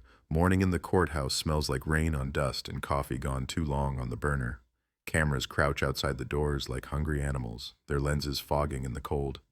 Reporters rehearse the same opening lines, but none of them know how to say 48 years without sounding like a lifetime stolen. Inside, every clock runs slow. The trial of state versus Jonathan Tully begins with the sound of chairs scraping wood and the hush of a town holding its breath. Ruiz sits behind the prosecutor's table, sleeves rolled, jaw locked in that half-awake way of men who have spent decades chasing ghosts until one finally turns around and speaks. The DA adjusts her glasses, sets her pen parallel to the edge of the table, and waits for the clerk to call order. The gavel hits once. The sound echoes up the walls, through the rafters, and into the bones of everyone who ever whispered Lena's name after dark. The jury files in like a slow tide, 12 faces, each with a different version of faith, some old enough to remember the search parties, some young enough to have learned the story from parents who still looked over their shoulders at mile 22. Their eyes move to the defendant, and the room changes temperature. Tully looks smaller than his legend. Hair gone, cheeks sunken, eyes that can't hold still. He wears the uniform of the accused, county orange under a gray jacket. No tie, no arrogance. Only the restless flick of his fingers, as if his body remembers the steering wheel, the night, the fog. He glances once toward the gallery and stops when he sees her. Lena's mother, sitting straight-backed, hands folded in her lap, wearing the same cardigan she wore on the first night of the search. Her stillness is a verdict the law hasn't caught up to yet. Opening statements are theater carved from grief. The DA's voice is low even, but each word lands like a hammer on stone. She doesn't talk about monsters. She talks about patience, about science that outlived silence, about a girl who trusted the wrong stranger. She holds up the photo of the riverbend, the Polaroid with 22, down scrawled on the back, and turns it so the jurors can see the faded edges. This, she says, is the distance between hope and proof. The defense rises with practiced sorrow. He speaks of unreliable memories, of contamination, of time's cruel distortion. He says the evidence is dust wearing a badge. He calls his client a scapegoat of modern obsession. The jurors listen with faces like stone fences, solid but cracked where weather has worked. Witnesses begin, each one a ripple in the pond of the past. A retired deputy with hands that shake tells them about the night fog swallowed the road. The waitress's daughter testifies about the cigarette machine, about her mother's fear that never faded. A lab technician describes DNA profiles with the calm of someone reading scripture to non-believers. She shows graphs that rise and meet like heartbeats in perfect sync. Every syllable builds a bridge from 1977 to now. Ruiz watches, jaw clenched, taking notes he doesn't need to read. He knows the whole story by pulse. Then it's his turn. They swear him in and he sits straight, palms flat on the wood as if anchoring himself to the truth. The DA asks about the investigation, about the call he made to the mother, about the night the lab called back. His answers are short, clipped, alive. We had a trace. We confirmed the lineage. We followed it to the source. The defense tries to corner him with words like bias and confirmation. He doesn't flinch. I didn't want a suspect, he says. I wanted a voice for her. The gallery breathes as one. Somewhere behind him, someone sobs once and stops. The judge's pen hesitates mid-note. The moment hangs there, bare and heavy, before moving on. The defense brings in experts who talk about degradation, who wave charts like shields. They speak of chemical decay, of humidity, of false positives. The DA waits for them to finish, then stands, quiet. You're saying time can erase truth? She asks. Sometimes, one expert says. Not this time, she answers and sits down. It's not dramatic, but the jury feels it. Midweek, rain returns. Always the rain. Reporters huddle under awnings and narrate the weather like an omen. Inside, the court clerk wheels in the evidence cart. The earring, the jacket, the ring sealed in plastic. Each item glows under the fluorescent lights, relics in a museum of what went wrong.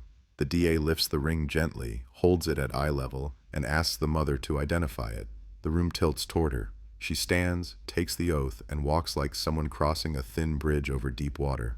Her voice is clear. It was hers. I know because she used to twist it when she was nervous.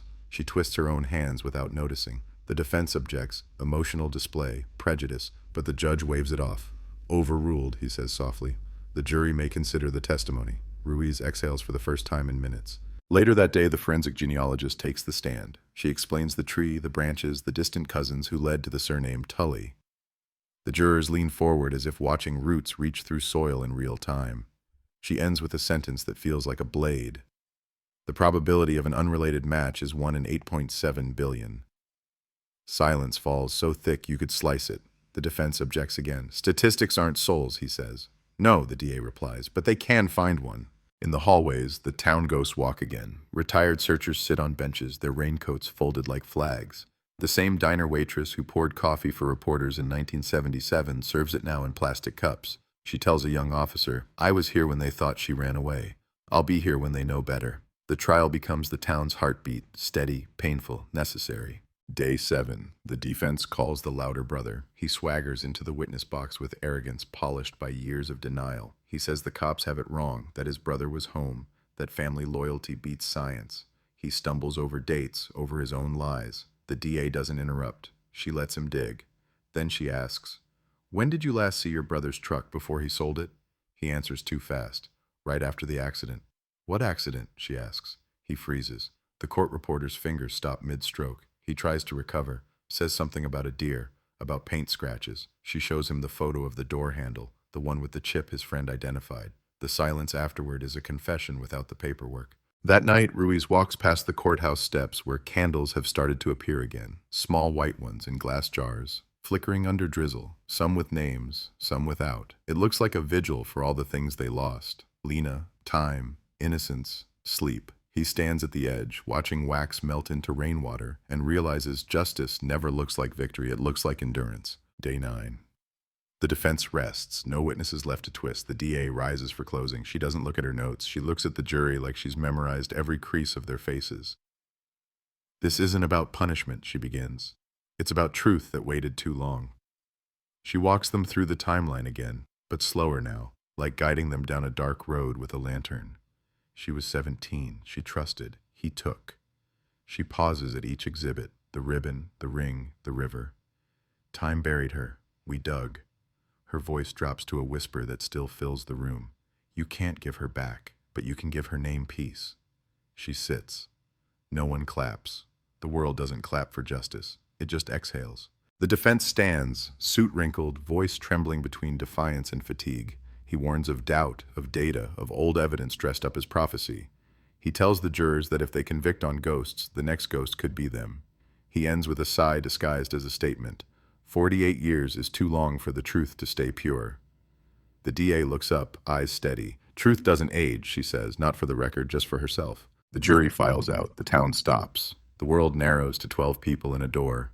Hours pass like years. Rain stops, then starts again. Ruiz sits in the hallway, head in his hands, hearing the echo of water against stone, the hum of fluorescent lights, the heartbeat he's been chasing since before he had a badge. The mother sits beside him without a word. They wait the way prayer waits, silent, resigned, still hoping to be heard. When the door finally opens, no one breathes. The foreperson's hands tremble around the folded paper. The clerk reads it, voice steady. "We, the jury, find the defendant." A pause that feels like the earth pausing rotation. "Guilty of murder in the first degree." The sound that follows isn't applause, it's release. Like a storm breaking after years of pressure, Ruiz doesn't move. The mother closes her eyes. One tear tracks down, not joy, not relief, just completion. The judge thanks the jury. The bailiff reads rights. Tully slumps. Somewhere someone whispers amen. Outside, the headlines form instantly. Washington, 1977, cold case solved. Justice after 48 years. Cameras flash. Reporters chase quotes. The world spins the story like it was always waiting for this ending. But endings are a myth. Inside the courthouse, Ruiz stays back, watching the mother pick up her coat, her steps small but sure. She turns to him and says, "Now maybe I can sleep." He nods. He doesn't say what he's thinking, that sleep will come in fragments like light through leaves. That night, the town gathers by the river. No microphones, no press, just people. The fog rolls low, and candles float on the water, tiny constellations drifting toward the bend. Ruiz stands at the edge, badge off, tie gone, rain soaking into his shirt. He looks at mile 22, at the curve that held its secret longer than most lives. "You can rest now," he says into the dark, not to her, not to himself, but to the silence that ruled too long. Then, out of habit, he listens, and for the first time in decades, he hears the birds. The morning after the verdict, the town wakes up different. The fog still rolls down from the foothills, soft and low, but it feels lighter somehow, as if the air has exhaled something it's been holding for decades. Main Street hums with slow disbelief. Not celebration, not joy, just the quiet noise of people remembering how to move through a world that suddenly feels slightly repaired. At the diner, the same cook who flipped eggs the week Lena vanished wipes his counter twice and says nothing. The waitress pours coffee into mugs older than most of the reporters who came through town. A new headline sits folded beside the napkin holders. Justice for Lena Moore. Jury finds Tully guilty after 48 years. Nobody touches it. Newspapers here are like headstones. You look, you nod, you keep walking.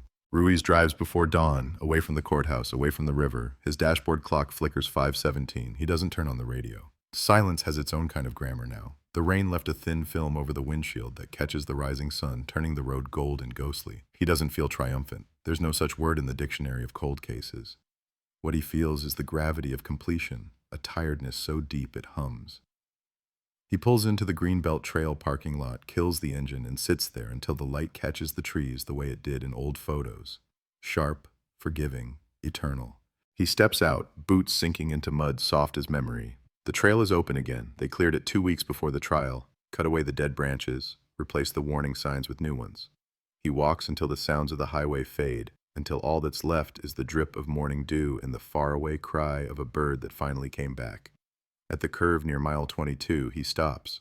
The river is swollen from last night's rain, restless, unwilling to sleep. He takes a deep breath and lets the cold hit his lungs like truth. For the first time since he opened her file, he isn't chasing anything. The case has an ending, not the right one, not the fair one, but an ending that can live in court records and history books. Behind him, footsteps crunch through the gravel. It's the mother. She's smaller than the picture in the newspapers made her seem, wrapped in a wool coat, her hair silver now, her shoes practical for walking where the earth remembers pain. "You came back here too," she says. Ruiz nods. They stand side by side, watching the river. "I always thought it would look different," she adds, "like something holy." He doesn't answer. He knows the river doesn't change for anyone, not even the dead. "Do you think she's at peace now?" she asks. The question hangs between them, heavy as the mist. "I think," Ruiz says slowly, "she's not alone anymore." It's the closest thing to peace he can promise. They stay until the wind shifts, until the morning smells like cedar and iron. The mother leaves a single flower wrapped in newspaper on the embankment. Wild daisy, plain, honest. She looks at him once, her eyes fierce in their calm. "You should rest," she says. He tries to smile. "I don't know how." She nods as if that's the truest answer she's ever heard.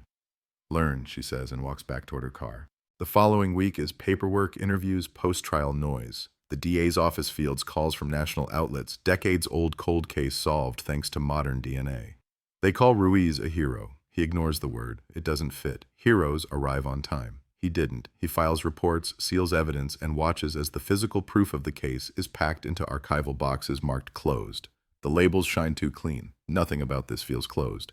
He spends his evenings in the records room flipping through other files in hundreds of names, thousands of pages, all waiting for someone stubborn enough to listen.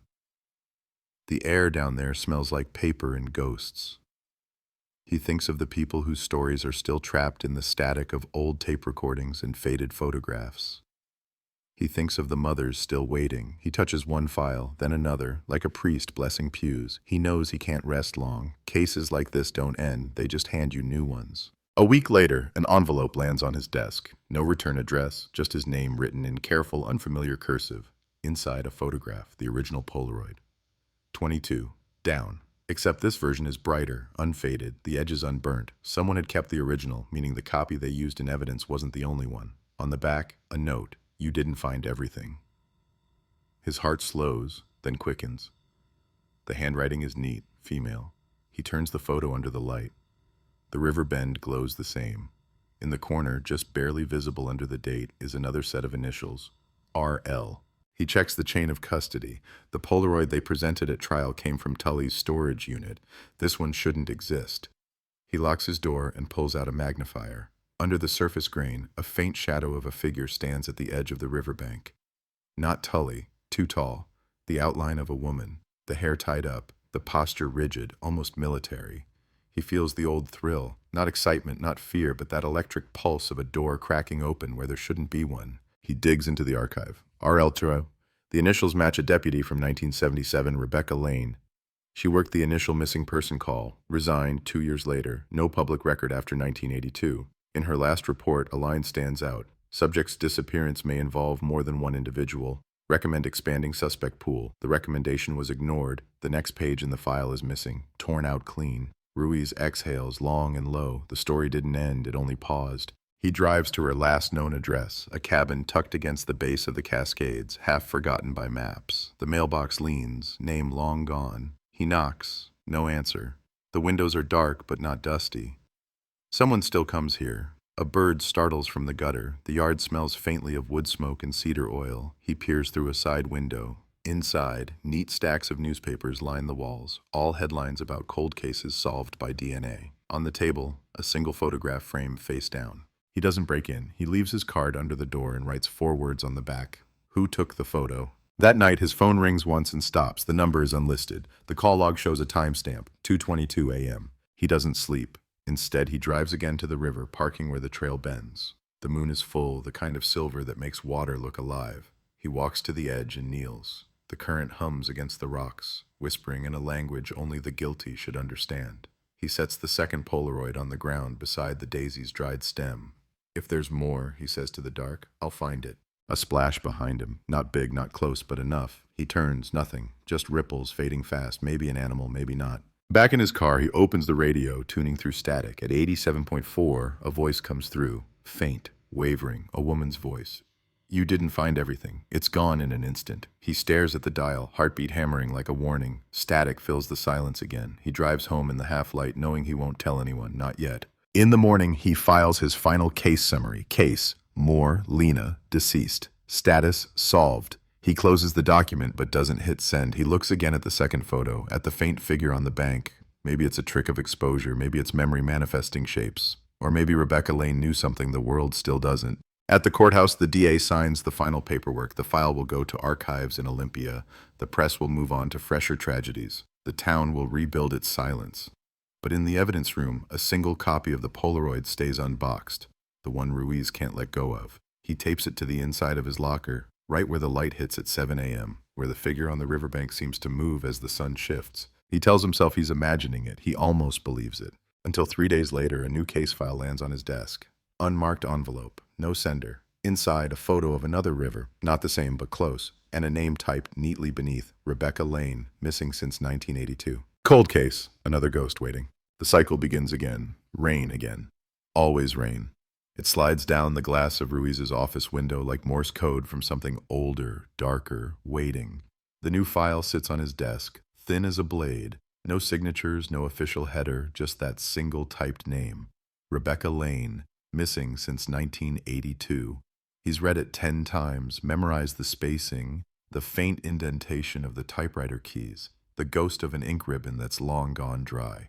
Whoever sent it knew exactly what string to pull. He closes the blinds, locks the door, and spreads both Polaroids side by side under the desk lamp.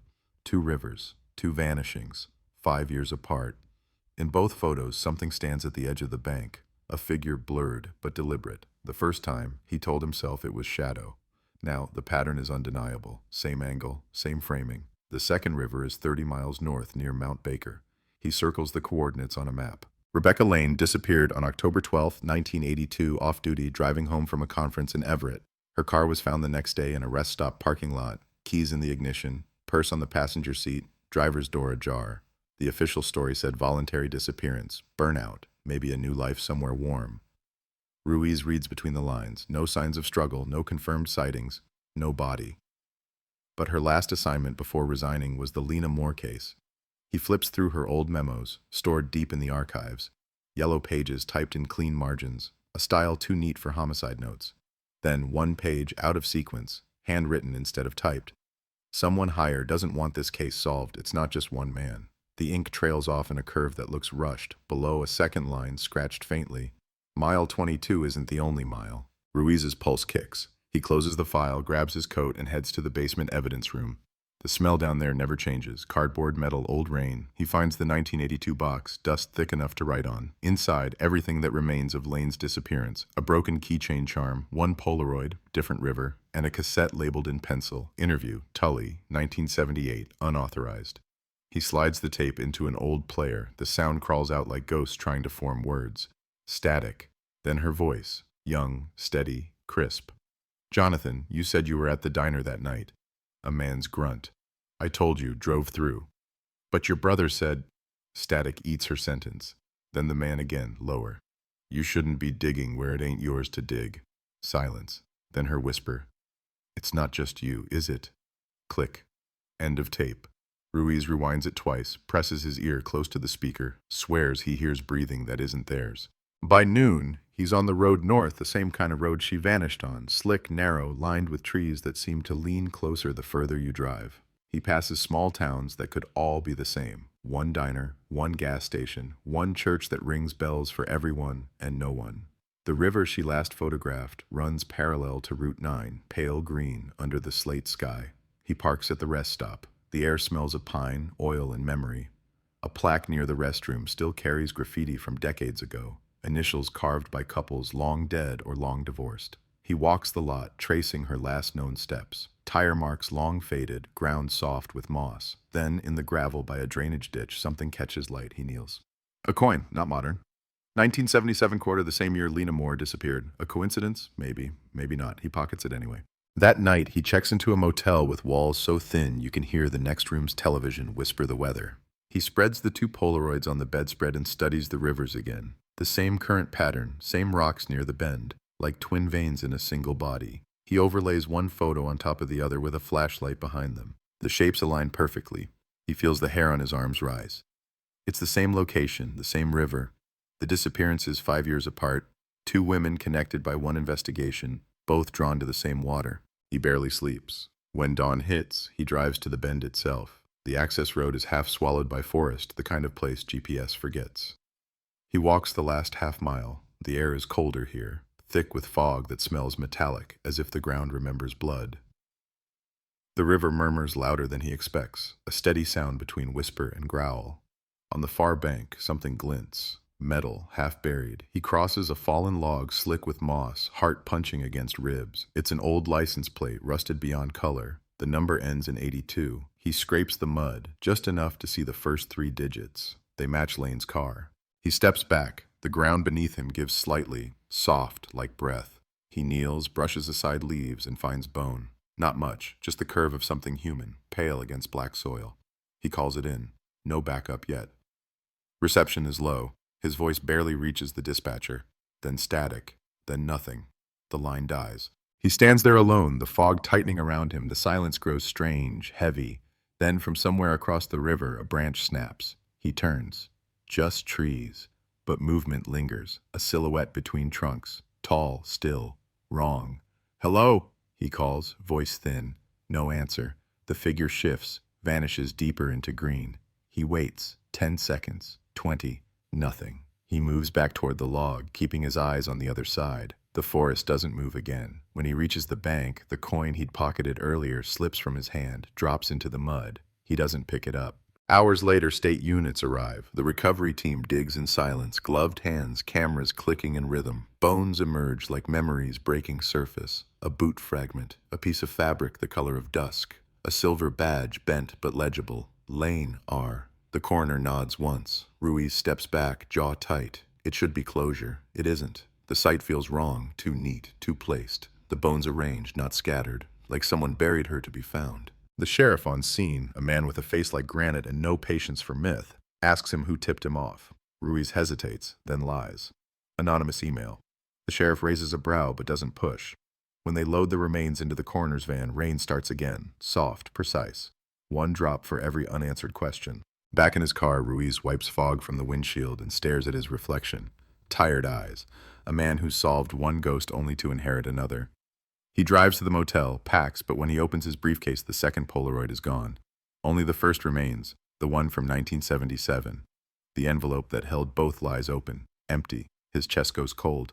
He checks every pocket, every folder, nothing. That night, he dreams of water. He's on the riverbank again, except this time both women stand there, Lena and Rebecca, side by side, faces pale and indistinct. Behind them, the forest burns without sound. They point toward the bend where the current curls like a question mark. When he follows their gaze, he sees someone else standing there, the silhouette from the woods, taller now, holding a camera. The flash goes off, blinding white. He wakes before dawn, drenched in sweat, radio static hissing softly from the nightstand. It's on a dead channel, 87.4. He turns the dial. The static pauses, then a voice, faint, the same voice as before. You didn't find everything. He drops the receiver. By morning, the coroner confirms the DNA match. Rebecca Lane, missing 43 years, finally found. The state calls it resolved. The press wants quotes. Ruiz gives them nothing. He just stands by the window, watching fog bleed through the trees, and feels that old pulse start again. 2 rivers, 2 women, 1 shadow in every photograph. He opens his laptop, stares at the empty report template. Title, Lane, Rebecca, deceased. Below, he types 1 sentence before stopping. Mile 22 wasn't the only mile. Then he hits save, closes the file, and turns off the light. Outside, the rain starts again, tapping the window like knuckles against glass. Somewhere in the distance, at another bend of the same river, a camera shutter clicks. The story should have ended with a funeral. It doesn't. 2 weeks after the recovery, the forest still hums with the echo of machinery. Deputies have packed up the tents, the forensics tape flutters loose in the rain, and the river slides by as if nothing ever happened. But Ruiz can't shake the feeling that something's watching the cleanup. From the ridge line, where fog hides everything but motion, a single camera flash appears, brief, deliberate. By the time he looks again, there's nothing but rain falling straight down. He doesn't tell anyone, not yet. He drives back to Seattle with the radio off, the silence loud enough to fill the car. The road curves along the same river that took 2 women 4 decades apart.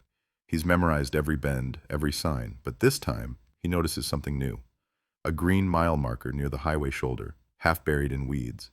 The number is almost gone, eaten by rust, but what's left is enough to twist his gut. Mile 23. Back at the precinct, the building smells of coffee and toner. He drops the Lane file on his desk. A dozen congratulatory emails blink on his screen. Closure achieved. Historic resolution. Media request. He deletes them all. Then he opens his locker. The first Polaroid, the one he taped there, is gone. Only the faint square outline of tape residue remains. He stands there a long time, hand hovering over the empty space, the hum of the fluorescent lights crawling under his skin. That night he visits the evidence room. The archivist looks surprised. "Everything's been logged," she says. "You should take a night off." He nods, smiles, and waits until she leaves. Then he unlocks the aisle where the Moore 1977 box sits, bottom shelf, 4th from the left. The label looks new, too new. He kneels, opens it. Inside, different contents. The ring's still there, the ribbon. But the Polaroid envelope is missing. In its place lies something heavier, a tape recorder, old, gray, the same brand Lane used. A note attached, typed, same machine, same font as before, mile 23. He presses play. Static swells, then a man's breath, uneven, close to the mic. A voice that sounds like it's whispering through teeth. "You think it stopped at 22? You think time runs straight? It circles. Every mile remembers the one before it." Then silence, followed by a sound that makes Ruiz's stomach turn. A distant click. The unmistakable sound of a camera shutter. End of tape. He sits there staring at the player until the lights go out automatically. The room falls into darkness. He can still see the LED on the recorder blinking red like a heartbeat too slow to save. The next morning, he files for access to the old county maps. The clerk, a thin man with nicotine fingers, pulls them from a cabinet that hasn't been opened since Reagan. Layers of tracing paper show the river bending through the forest like a scar. He overlays 1977, 1982, and the present topography. A pattern emerges. The 2 discovery sites line up perfectly with the mile markers, spaced exactly 1 mile apart. And in between, mile 23 sits an abandoned ranger outpost decommissioned in 1983 after a fire. The access road hasn't appeared on public maps for years. He takes the drive out that afternoon before he can think better of it. Clouds close in fast, rain hisses against the windshield. The road turns to gravel, then to dirt, then to nothing. When the GPS dies, he kills the engine and walks. The forest swallows sound. He follows the ghost of a trail until it opens into a clearing choked with ivy. There, half collapsed, stands the outpost, a cabin of rotted boards and blind windows. The door hangs off one hinge. On it, faint but still visible, the carved letters, RL. He pushes the door open. The smell hits first. Mold, wet paper, iron. Dust hangs like breath in the air. Inside, a desk, a rusted filing cabinet, a single chair tipped over. He writes it, sits, waits for the silence to settle. Then he sees it. On the wall opposite the window, photos tacked in uneven rows. Polaroids. Dozens. All of them the same river, different seasons, different angles. Some with people, blurry figures walking along the bank, faces turned away. One shows a man in a flannel jacket, mid-stride, camera in hand. Ruiz leans closer. The face is just clear enough to sting. Jonathan Tully, younger, smirking. But the date scrawled on the bottom corner reads 1975, 2 years before Lena disappeared. He checks the rest. One photo has Lane herself standing by the water with a notepad. Another shows a girl with long dark hair jogging on the trail, Lena. The handwriting on the back of that one stops him cold. She doesn't know she's next. The wind outside shifts. A board creaks. Ruiz turns. No one. Just the forest breathing against the walls. He takes the photos down, one by one, slides them into his coat. On the desk sits a Polaroid camera, newer than the others. Next to it, a single undeveloped film strip. He pockets that too. When he closes the door, a sound follows him out. A faint click, as if something inside the house just took a picture. He drives straight to the lab. The technician looks up, startled. "We don't process film anymore," she says. He tells her to try. She hesitates, then nods. It takes an hour. When she comes back, her face is pale. "You need to see this." She hands him the photo. It's the outpost. His car in the foreground, the door half open, and him standing at the threshold. The timestamp at the bottom reads, "Today, 1437. He was there at 1437. He takes the photo without a word, slides it into an evidence bag. "Don't log this yet," he says. She nods, confused. He leaves before she can ask anything. That night, the sky tears open. Thunder rolls over the valley. Ruiz sits at his kitchen table, the photo under a lamp. His phone buzzes once. Unknown number. A text. Mile 24. No signature. He doesn't reply. He looks at the wall clock. The second hand stalls, then twitches forward. He hears the faintest sound from the hallway, something metallic falling. He stands, heart punching at his ribs, and walks slowly toward it. The coin he found near the rest stop lies on the floor outside his bedroom door. Clean now, shining. On the face of Washington's profile, scratched into the metal, are two letters, RL. He looks up. Down the hallway, the living room window reflects his own silhouette, and another, just behind his shoulder. He spins around, empty air, D. The coin in his hand is warm. By dawn, he's already driving north again. He doesn't tell dispatch, he doesn't sign out, he just follows the river past mile 22, past 23, where the outpost now stands quiet under fog until he finds a broken green sign lying half buried under mud. He wipes it clean. Mile 24. The road ends there. Beyond it, the forest thickens into something primal. He kills the engine, steps into silence. Somewhere ahead, a camera shutter clicks once, soft, patient, waiting. He moves toward the sound. The trees close around Ruiz like a throat. Light barely filters through. Every step he takes sinks a little deeper into the mud, the kind that swallows sound. He keeps walking anyway, one hand on his flashlight, the other resting near the holster he hasn't unbuttoned yet. The forest doesn't feel like wilderness. It feels built, constructed for secrecy. The ground dips, rises, dips again. Branches twist like they've memorized this place better than people ever could. Somewhere ahead, that camera click again. Faint, metallic, deliberate. He stops, listens. Rain drips in slow rhythms from the canopy, each drop spaced exactly enough to make him think he's hearing footsteps. Then a flash of silver, gone in an instant. He moves toward it, slow, steady, counting his breaths. 10 paces later, the air changes. The scent of rot thickens, mixed with something chemical, almost sterile. He knows that smell. It's preservation. A clearing opens. In its center stands a structure, a circular pit lined with concrete, half collapsed, covered with moss and ferns. Beside it, a rusted metal tripod, the kind used to mount survey equipment or, once upon a time, cameras. He sweeps the light across it. The camera's still there, fixed in place, pointed toward the pit. A single Polaroid dangles from the slot, fresh, unshaken. He steps closer, heart hammering. The photo shows him, standing at the edge of the pit, flashlight raised, but he hasn't taken it yet. He backs up fast, gun drawn. The forest gives no answer. Wind whips the treetops, but down here the air stays perfectly still. He crouches, scans the pit. The water at the bottom ripples once. Something metallic glints beneath the surface. A coin maybe, or something larger. He doesn't move closer. Instead, he raises the flashlight higher. On the wall of the pit, faint lettering carved by hand, covered in algae but still readable. Mile 24, do not return. His phone vibrates in his pocket. Unknown number again. He hesitates, then answers. Static fills the line, then the same woman's voice, calm, detached. "You shouldn't be there." He grips the phone tight. "Who are you?" Silence. Then, "You followed the river too far." Click. The line dies. He calls dispatch, dead signal, tries again, nothing. The rain starts to fall heavier now, each drop sharp as nails. He tucks the phone away, moves closer to the pit, kneels, reaches down with his flashlight beam. The water's dark, but movement glimmers underneath. A shape rising slowly, like breath surfacing after decades of holding. Then something breaks through, a hand, pale, finger bones gleaming white where the flesh should be. He jumps back, slips in the mud, catches himself against the tripod. The old camera rattles, its flash bulb flickering weakly once. He looks at the Polaroid again. It's changed. The version of himself in the image now has his back turned, staring into the pit. He turns around. A figure stands there, tall, thin, hooded in shadow. A camera hangs from its neck. Rain runs off its coat in silver streaks. Ruiz raises his gun. "Police!" he shouts. The echo goes nowhere. The figure doesn't move. He steps closer. "Hands up!" Nothing. Just the sound of the camera clicking once. That same soft mechanical sound that's haunted every lead in this case. Flash. The light blinds him. When his vision clears, the figure's gone. The pit is calm again. The Polaroid in his hand is still warm from the flash. He looks at it and freezes. The picture shows the pit from above. Empty. No tripod, no camera, no Ruiz. Only the lettering on the wall, perfectly clear now. Mile 24. Begin again. Something in him cracks open. He understands, at least partly, what this is. Not just murder, not just a trail of men and mistakes. Something older. The river has taken them all because someone, or something, keeps feeding it. It's a pattern. Lena, Rebecca, now him. The mile markers aren't just distance, they're graves in sequence. Each one a chapter, each one a photograph. He backs away, mud sucking at his boots. The rain drowns everything but his heartbeat. He can't tell if he's breathing or gasping. The forest feels closer with every step. Then his phone buzzes again. A message from an unknown number, one image attached. He opens it without thinking. It's a photo of him, taken just now, from behind.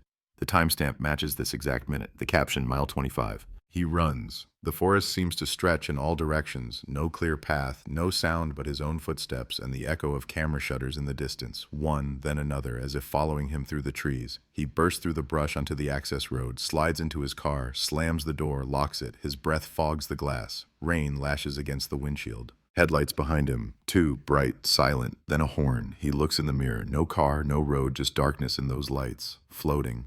Then they blink once and vanish. He drives, fast, no direction, just away. The speedometer climbs. Branches scrape the sides of the car like fingernails. His wipers fight the downpour. The road narrows, twists, bends toward the river again. He can hear it roaring beside him now, wild, alive. He doesn't slow down. A flash of light, another camera, maybe lightning, then a figure in the middle of the road. He jerks the wheel. Tires scream. The car spins, slides, slams sideways into the guardrail. The airbags bloom white. Silence, then the sound of water rushing below. He opens the door, stumbles out, dazed, rain stinging his face. The road behind him is empty. The forest hums. On the guardrail, scratched deep into the metal by something sharp, 25. He leans there, breathing hard, staring at that number, rain mixing with blood from his temple. Then he hears it again, close this time, almost gentle. The click of a camera. Flash. Everything goes white. When Ruiz wakes, the world is quiet. Too quiet. The kind of silence that doesn't belong to nature but to something watching. Something waiting for him to remember where he is. He's lying half off the road, the car a crumpled shadow behind him, headlights flickering their last breaths into the fog. His ears ring. His body feels borrowed. The smell of wet metal and pine fills his lungs when he tries to breathe. He sits up slow. Every movement aches. Rain has stopped, but the air still drips. In the distance, the river murmurs, patient as always. He checks his watch. 4:12 a.m. It's dead. The screen black. He pats his pockets. Phone gone, gun gone. Only the damp coin in his jacket. The one with RL carved into Washington's cheek, still warm against his palm. He stares at it and feels the faint vibration again, as if the metal has a heartbeat. He looks up. Across the guardrail where the slope drops toward the river, a faint glow pulses from between the trees. He hesitates, but there's nowhere else to go. The road behind him is gone, swallowed by fog. He climbs the guardrail and starts down. Mud slicks underfoot, trees closing in fast. Every few steps, a click echoes, near and far at once. He can't tell if it's in front of him or behind. The glow ahead grows stronger. It's a cabin, smaller than the outpost, newer, windows covered with plastic sheeting that flickers when the wind breathes. He approaches. The door stands ajar. He pushes it open with a shoulder, every nerve waiting for motion inside. The first thing he sees is the wall, floor to ceiling, photos. Polaroids pinned in neat, obsessive grids. The river in every one, shifting seasons, decades layered like film negatives. Lena in some, Rebecca in others, and now, him. Rows of images of his car, his house, the courthouse steps, his office window, all dated within the last week. Someone has been following every move since he reopened the file. On a small table near the center, a box of undeveloped film. Next to it, a camera identical to the one found at mile 24, lens cracked. Still aimed toward the wall. Beneath it, a single sheet of paper, typed, old ribbon, fading at the edges. Each mile remembers. He steps closer, scanning the photos, until one catches his breath. Rebecca Lane, standing on the same riverbank he saw in the dream, wearing her badge, smiling at whoever's behind the camera. On the back, written in pen, shaky but familiar, for when he comes. The floorboards creak behind him. He spins, reaching for a gun that isn't there. Nothing, just the open door swaying slightly in the wind. But the room feels different now. Colder, alive. The walls seem to hum, the photographs vibrating faintly as if moved by a sound too low to hear. Then the camera on the table whirs, on its own, the film door clicking open, a photo spitting out with that dry mechanical sigh. Ruiz stares at it as it develops. The image forms slowly, ghost-like. A man standing where he stands now, flashlight in hand, face obscured by glare. He looks over his shoulder toward the doorway in the picture and sees movement there in real life. A shadow, tall, leaning, its edges trembling as though made of film caught between frames. He backs away, one step, two. The air tastes like burnt chemicals. He grabs the box of photos, stuffs them into his jacket. When he turns back toward the door, the shadow is gone. Outside, only fog and the hiss of rain beginning again. He runs, doesn't look back. The forest bends in strange angles as he moves, the path doubling on itself, the sound of the river always on his left, no matter which way he turns. Finally, the trees thin and the road reappears ahead. His wrecked car is still there, lights long dead. He reaches it, fumbling for the keys still in the ignition. The engine coughs, then dies again. A flash of light in the rearview mirror. Not lightning. The cabin's window glowing behind him, brighter now, pulsing. He looks down the road and sees another green sign half buried in mud, mile 25. He starts walking. His body feels lighter, hollowed out by exhaustion or something worse. After a few minutes, the forest gives way to a clearing he's never seen before. At its center, an old billboard, half collapsed, once advertising a resort long gone. Someone has painted over it in red, crude letters still dripping fresh despite the rain. The river keeps what we give it. Beneath the sign, a shallow trench, fresh dirt, dark and heavy. He crouches, runs a hand through it. Something catches under his fingers. Paper. He pulls it free. A Polaroid, the edge is wet. He wipes the mud away. It's his own face again. Eyes open, expression blank. But this time his mouth is stitched shut with a thin line of light. He drops it, stumbles back. The trench hums, faintly, like an amplifier warming up. Then he hears it, a whisper rising with the rain. Dozens of voices layered on top of each other, speaking the same phrase. Begin again, begin again, begin again. He steps back toward the road, heartbeat hammering through his skull. The coin in his pocket burns against his thigh. He pulls it out. The carved initials glow faintly under the stormlight. He throws it into the trench. The voices stop. Instantly, the silence slams down hard. And then, from the forest edge, another click, another flash. He turns toward it, but this time there's no one there. Only a new Polaroid on the ground, still warm from the camera. He picks it up with shaking hands. The photo shows the trench, empty. No sign, no earth, no forest. Just water, wide and dark, the reflection of a bridge above it. At the bottom, a line of text appears, not written but etched by exposure, mile 26. Ruiz looks up. The clearing is gone. Only the river remains. The sound of rushing water grows louder until it's all there is. He takes one step forward, then another. The rain stops. The forest holds its breath. Flash. The flash burns white. For a heartbeat, Ruiz feels weightless, suspended between sound and silence. Then the world rushes back. Wind, water, the smell of iron and moss, and he realizes he's standing on asphalt again, though the road beneath his boots is wrong, new, too clean. The sign ahead gleams through the fog, reflective green, mile 26. He blinks hard, trying to orient himself. His car is gone. The forest is gone. Behind him, nothing but black water swallowing the light. Ahead, a bridge stretches into the mist. He takes a cautious step forward. The air hums faintly, a vibration deep in his chest like standing near high voltage. His body aches with the weight of every case he's ever carried, every unsolved echo that clung to him like shadow. The coin is gone from his pocket. The Polaroid's gone too, but the hum inside him remains, a pulse in sync with the invisible current of the river below. Halfway across the bridge, he hears it, static. Distant at first, then rising through the fog like radio waves searching for a frequency. A voice threads through the noise. You came back. It's female, calm, familiar. Rebecca Lane's voice, the one from the tapes. You found me, he says quietly. No, she answers, her tone neither cruel nor kind. You found what I left behind. He turns, scanning the mist. What is this? Why me? The voice seems to come from everywhere. Because you listen, she says. Because you don't stop when they tell you to stop. That's what feeds it. The river? The record. He doesn't understand. The fog thickens around him until the world narrows to a tunnel of sound and white. Shapes flicker at the edge of sight. Lena, Rebecca, faces from other files, victims whose names he's read but never spoken aloud. They drift like negatives unspooled from film, whispering pieces of words. Each mile remembers. He grips the rail, trying to steady his breathing. What do you want from me? To finish it, Rebecca says. To stop it from beginning again. How? She doesn't answer right away. When she does, her voice comes through the static like a breath at his ear. You already know. You brought it with you. He looks down at his empty hands. Then he sees it. The camera, old and heavy, hanging from his neck. He doesn't remember putting it there. The strap digs into his shoulder like it's been there for years. The metal is cold, alive. The lens points straight down at the river. No, he whispers. Not me. You have to, she says. Every story needs an ending. He steps closer to the edge. Below, the water churns black and deep, reflecting flashes of light that shouldn't exist. Each pulse looks like a memory. Lena's trail sneakers in the mud, Rebecca's badge under silt, the photos pinned to the cabin wall. All of it loops, repeats, like a projector jammed in the reel. Begin again. He raises the camera. His finger trembles over the shutter. If I take it, it starts over, he says. Rebecca's voice softens. If you don't, it never stops. He closes his eyes. The wind roars through the cables of the bridge, howling like the breath of something ancient. For a second, he thinks he hears the town, the diner radio, the mother's voice at the courthouse, the creak of floorboards in his apartment, all folding into the same sound. The shutter under his finger vibrates, urging him to end it. He presses it. The flash consumes everything. Then silence. When he opens his eyes, dawn is breaking. The river below is calm, no fog, no hum. Just water sliding toward the horizon, golden in the light. The camera is gone. His hands are empty. The sign at the bridge entrance no longer reads mile 26. It's blank, the numbers worn away. He walks until he reaches the far side.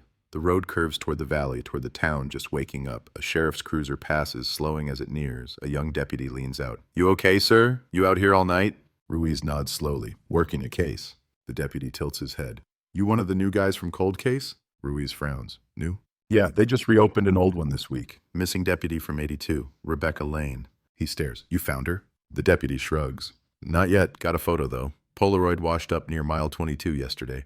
Strange thing. It's in perfect condition. The cruiser drives off, leaving him in the soft hiss of morning. He looks down at his reflection in a puddle by the road. For a moment, it's him. Then it isn't. The face looking back wears a uniform badge. Tarnished, but clear. Lane. R. He drops to his knees. The puddle ripples once and stills. Behind him, the river flows quiet, indifferent. From somewhere beneath the bridge, a camera shutter clicks. Flash. And just like that, the cycle continues. Light, water, silence. Then the sound of breath that doesn't feel like his own.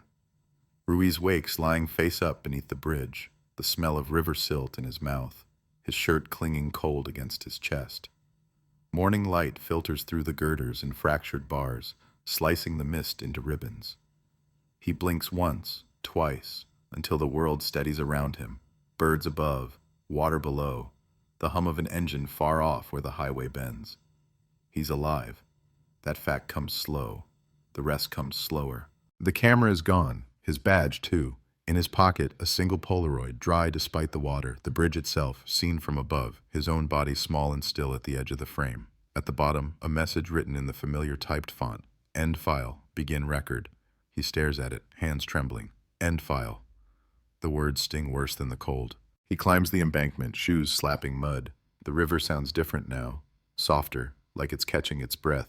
The sign at the roadside still bears no number, just a rectangle of pale green metal, blank as a wiped memory. He turns toward town, half expecting the forest to shift again, to pull him back into whatever circle he's been trapped inside. But the road holds still, for once it lets him go. By the time he reaches the outskirts, the sun has climbed high enough to warm the pavement. The diner's open, its neon sign blinking between COF and OFFI. Inside, everything looks the same. Formica counters, chrome stools, old men with folded papers. But the faces are different, younger. The same town, just moved a few years forward, like the reel skipped. The waitress behind the counter smiles like she's never seen him before. Rough night, detective? She asks. He wants to tell her it wasn't just a night, it was decades. Instead, he nods and orders coffee black. On the television above the counter, the local morning news hums with bright urgency. A headline scrolls across the screen. Cold case reopened. Missing officer's badge recovered near river. The anchor's voice explains how a fisherman found the item at dawn, perfectly preserved. Camera pans to show it in an evidence bag. The nameplate shines clear. R. Lane. The anchor adds, investigators hope this new lead will shed light on a case that has haunted the county for more than 40 years. Ruiz grips his mug until it burns. Somewhere, someone laughs, a sound so ordinary it feels unreal. The camera in the news footage flashes once as the reporter leans closer to the badge. The screen flickers, static rippling through the image. For a split second, the picture jumps. The badge replaced by another name, Ruiz, M. He blinks, and it's gone. No one else notices. He leaves a few bills on the counter and steps outside. The sky is cleared completely, no hint of storm, no trace of fog. He walks toward the courthouse, the same one where he once watched a verdict restore a mother's sleep. It looks smaller now, or maybe he's simply larger than his grief. On the steps, a plaque catches his eye. A dedication to the Cold Case Division, founded 2025, in memory of Detective Marcos Ruiz. The letters cut clean into brass. Beneath, someone has laid a Polaroid face down. He turns it over carefully. It's a picture of the river, calm, endless. At the bottom, handwritten this time, 4 words, "You finished it right." For a long time he just stands there, staring at the photo until the edges curl under the sun. He thinks of the river's voice, of the way every mile carried a memory, of Lena and Rebecca and all the ones who never got to see their names on brass. He doesn't feel peace exactly, but something close, the soft ache of a story closing its own door. He walks to the bridge one last time before dusk. The path is clear now, no fog, no echoes, just wind in the grass. The blank sign catches the dying light, and for an instant, numbers shimmer faintly across it. 22, 23, 24, 25, 26. Then fade, leaving only the reflection of the sky. He leans on the rail, eyes following the slow drift of water beneath. A faint shape glides through the current. Not a body, not a ghost, just a camera, its strap tangled in reeds, lens facing upward toward the light. He smiles, the kind of smile that belongs to endings. "You can rest," he whispers, to Lena, to Rebecca, to himself. The camera below catches the last of the sunset, and for a moment, its dead flashbulb flares once more, lighting the surface gold, then it sinks, gentle and final, into the dark water. Somewhere far downriver, where the current bends out of sight, a shutter clicks one last time. End of case file. Washington, 1977, cold case solved.